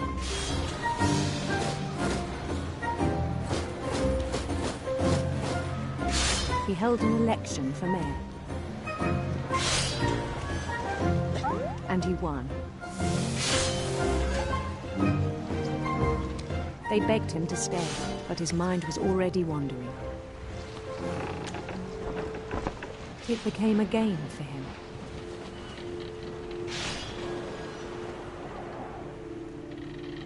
He'd conquer a city, then immediately push on.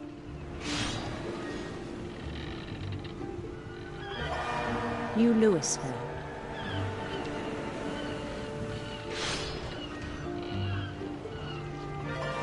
St. Louis. He started drifting away from our reality.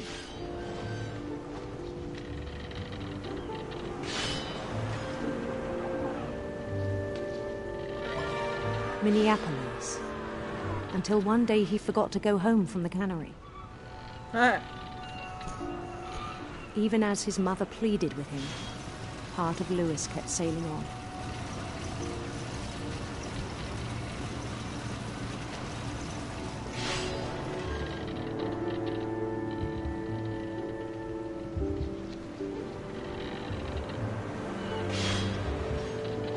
In Lewisburg, he heard rumors of a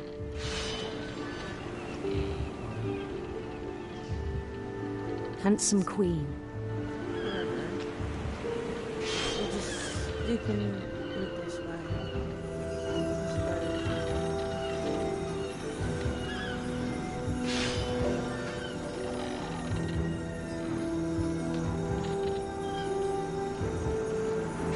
The queen was on her own quest for The sinister Serpents. Sinister serpents.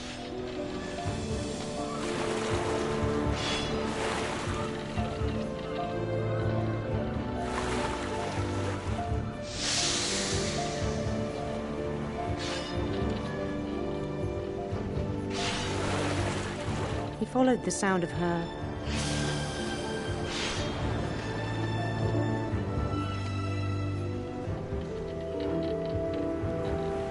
silver harp.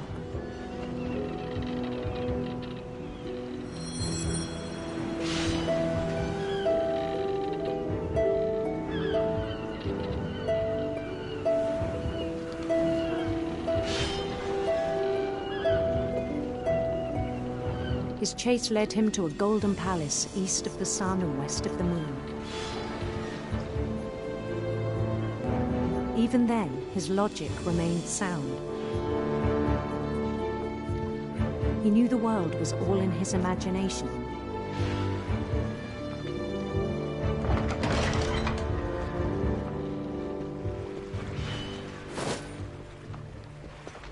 But he was so proud of having created it.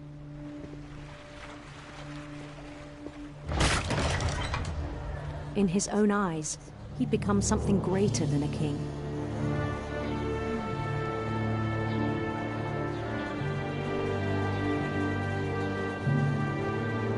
Oh my days. What the Okay. Sorry, I just got a look at Lewis's face. For someone who'd never known success in the real world, I think it was overwhelming. And then it struck him that the real Lewis was not the one chopping salmon, but the one climbing the steps of a golden palace.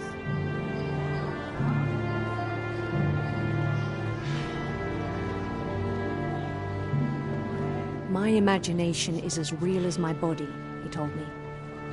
It was hard to argue with him.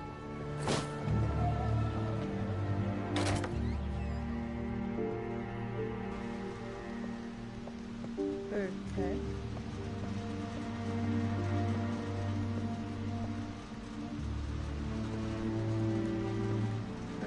He began to forget the world we know.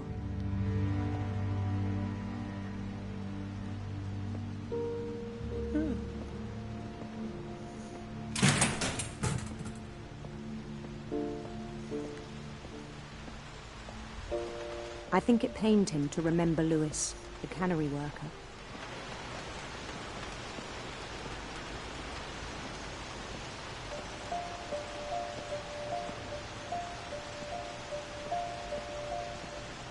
He began to despise the man with a royal contempt.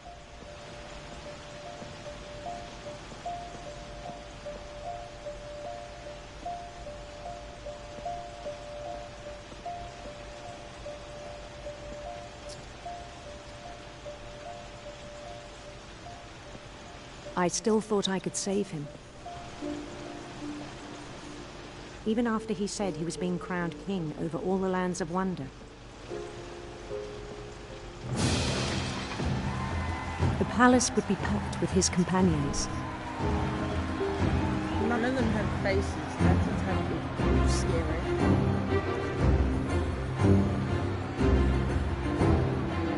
I really didn't not pay attention. Including the wise Calico who'd insisted on advising him.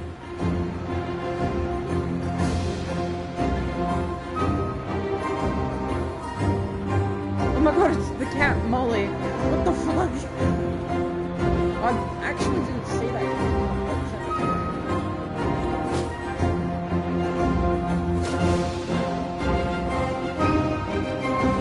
His queen waited, holding his crown.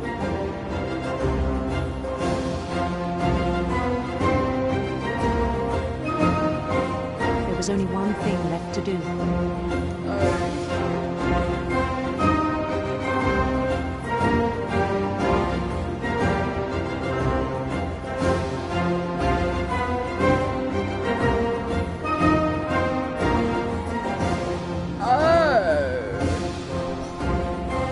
Bend down his head.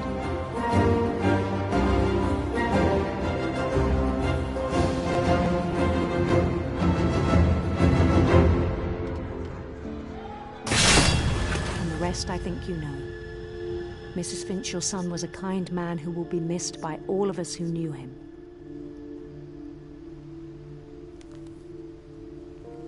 Well, shit. That's how he died, huh? My brother was really cool. I wish you could have met him. See, look at how well she draws all of her other siblings, like all of her other family members and her brother, Lewis, but then Milton.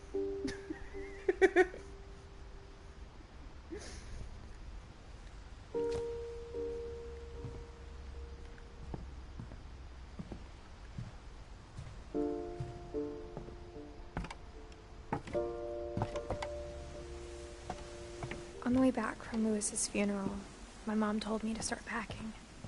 She waited until the day before we left to tell Edie. I'm not sure if she wanted to make it easier or harder. I wish we'd stayed. But I understand why we left. This is Eidith's room, I'm assuming.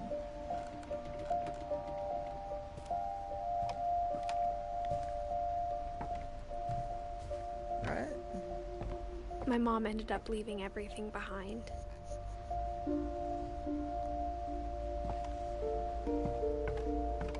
Box cover on the bed.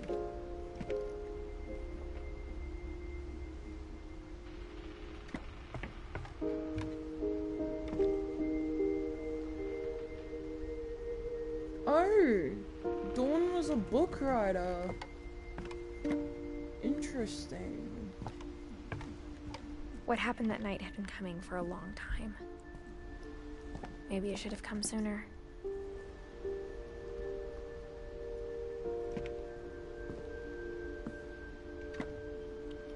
But it had to end one way or another. All that's left now is to tell you about that last night.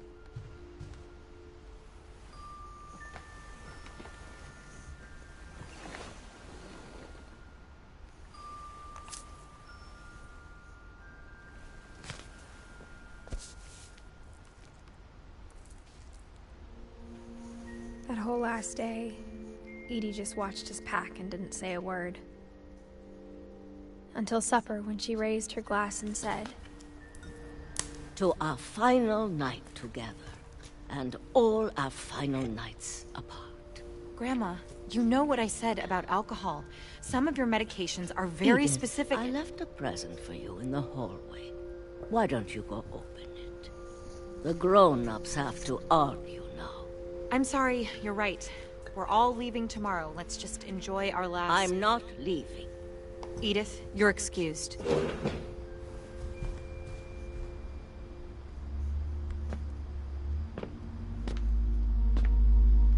The power had been shut off that morning, but Edie always had plenty of candles. When my mom sealed the library, I don't think she knew about the other entrance. Or that Edie had a key to it.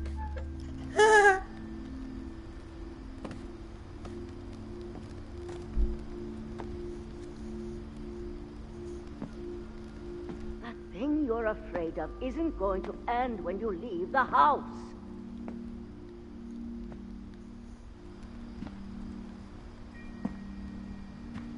Eidith has a right to know these stories. My children are dead because of your stories. I think it's best if Eidith and I leave tonight.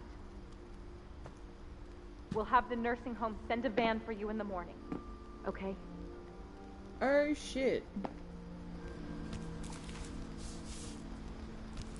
Dear Eidith, there's so many stories I wish I could tell you, but there's only time for one. This is about what happened on the night you were born. That night, the tide went way, way out. It was the first and last time I ever saw the old house aground. There'd been an earthquake out in the middle of the ocean. They called it the lowest tide in 1,000 years. God, it smelled awful. You know, I've seen that house every day of my life.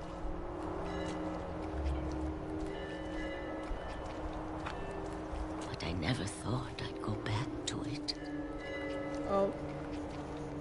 When the fog rolled in, I lost my way.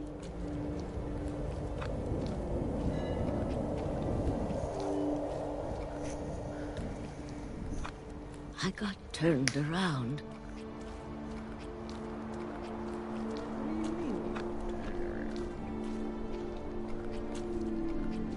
I started seeing things. What the fuck?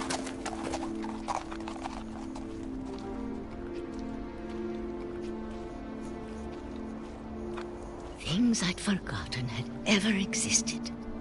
Where did that come from? There. But when I saw them, they felt like old friends. That night, a lot of things came back to me. Or maybe I came back to them.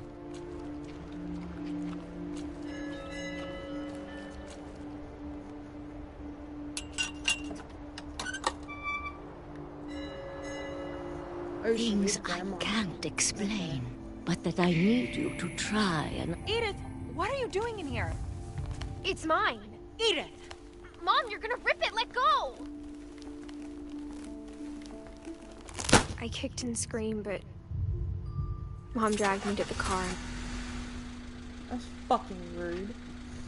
I was reading! Edith was reading I never saw too. Great Grandma Edie again. The next morning, the van came to pick her up, but she was already gone. Oh. After that, we moved around a lot. A bit.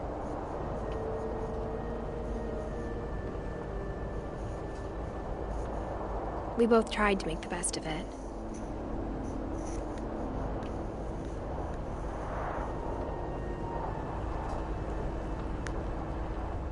A few years went by.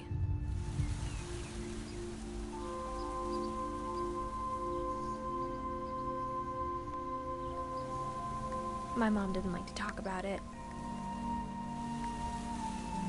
But she started getting sick a lot. The rest happened pretty quickly.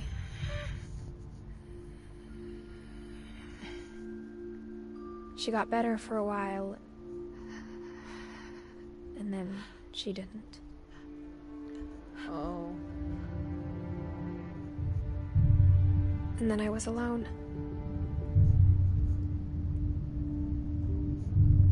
The last Finch left alive.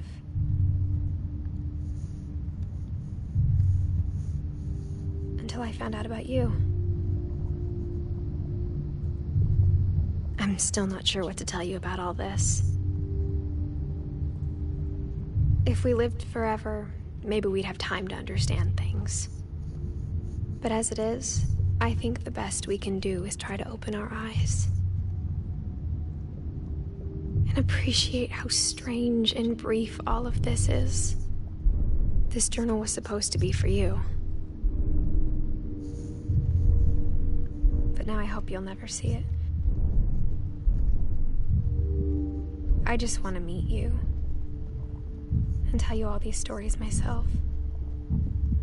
But I guess if you're reading this now, things didn't work out that way.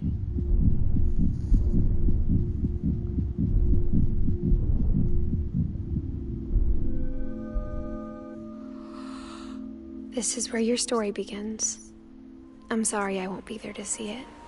It's a lot to ask, but I don't want you to be sad that I'm gone. I want you to be amazed that any of us ever had a chance to be here at all. Good luck.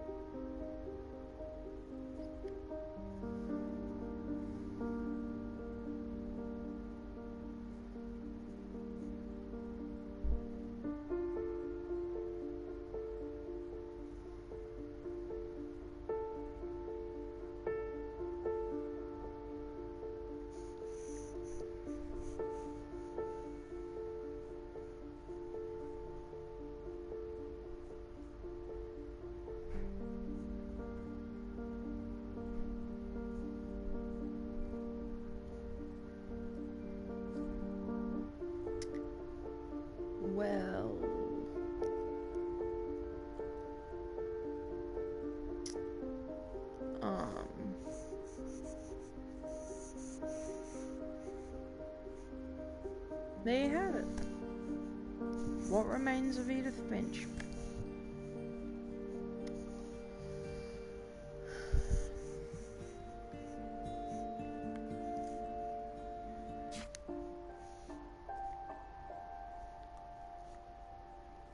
Oh, there we go. Now Dawn's on there. And so is Edie. They weren't on there earlier.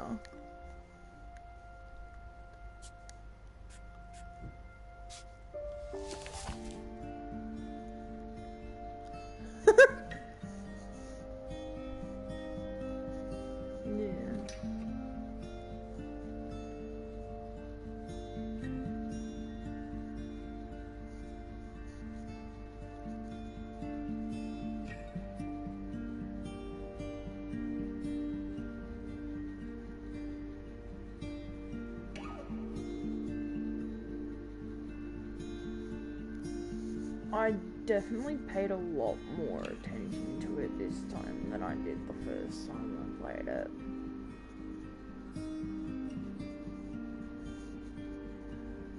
The fuck?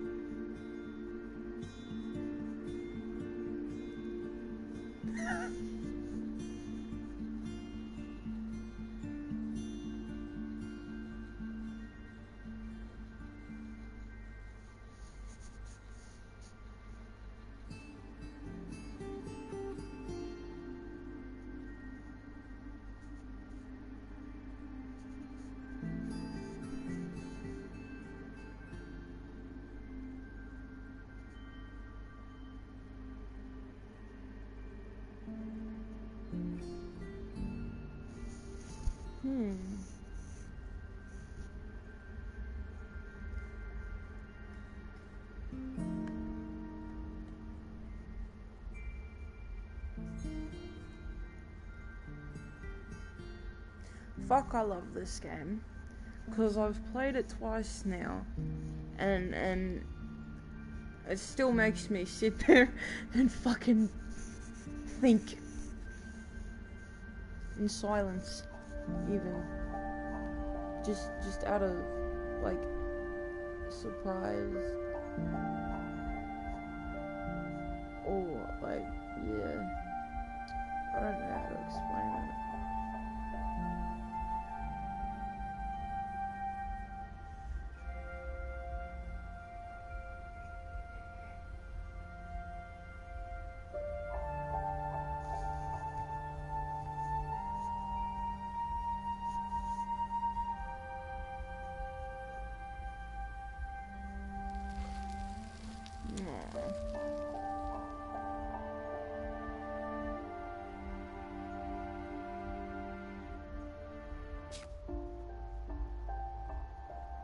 Well, that's that.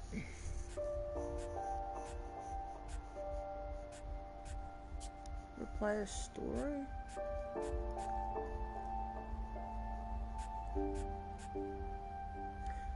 Edie and Dawn are the same. Oh! I didn't know they were the same story. That's my bad.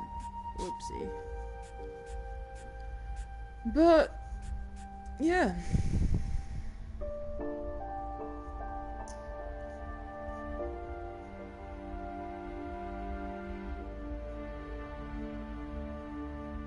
That's the end of that one.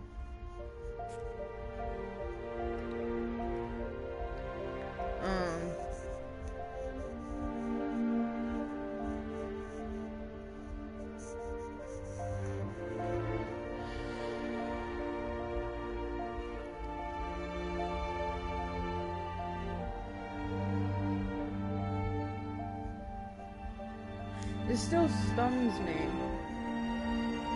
that at the start of it, when Edith went back to that house when she was 17, there's no fucking... You don't know how old she is in the game, but when she went back to the house, she was 17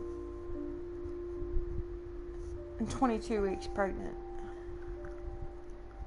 Well, that's what it said towards the middle of the story, or the end, or whatever. That still shocks me. I don't know how it didn't shock, like how I didn't put that together the first time I played it. I paid a lot more attention to it this time, but far out.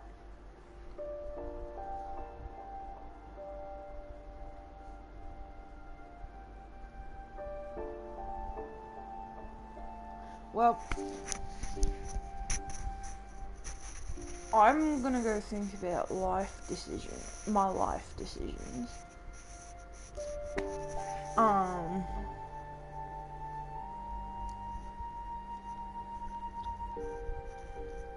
Because this game's fucked with me. Anyway, adios. Bye.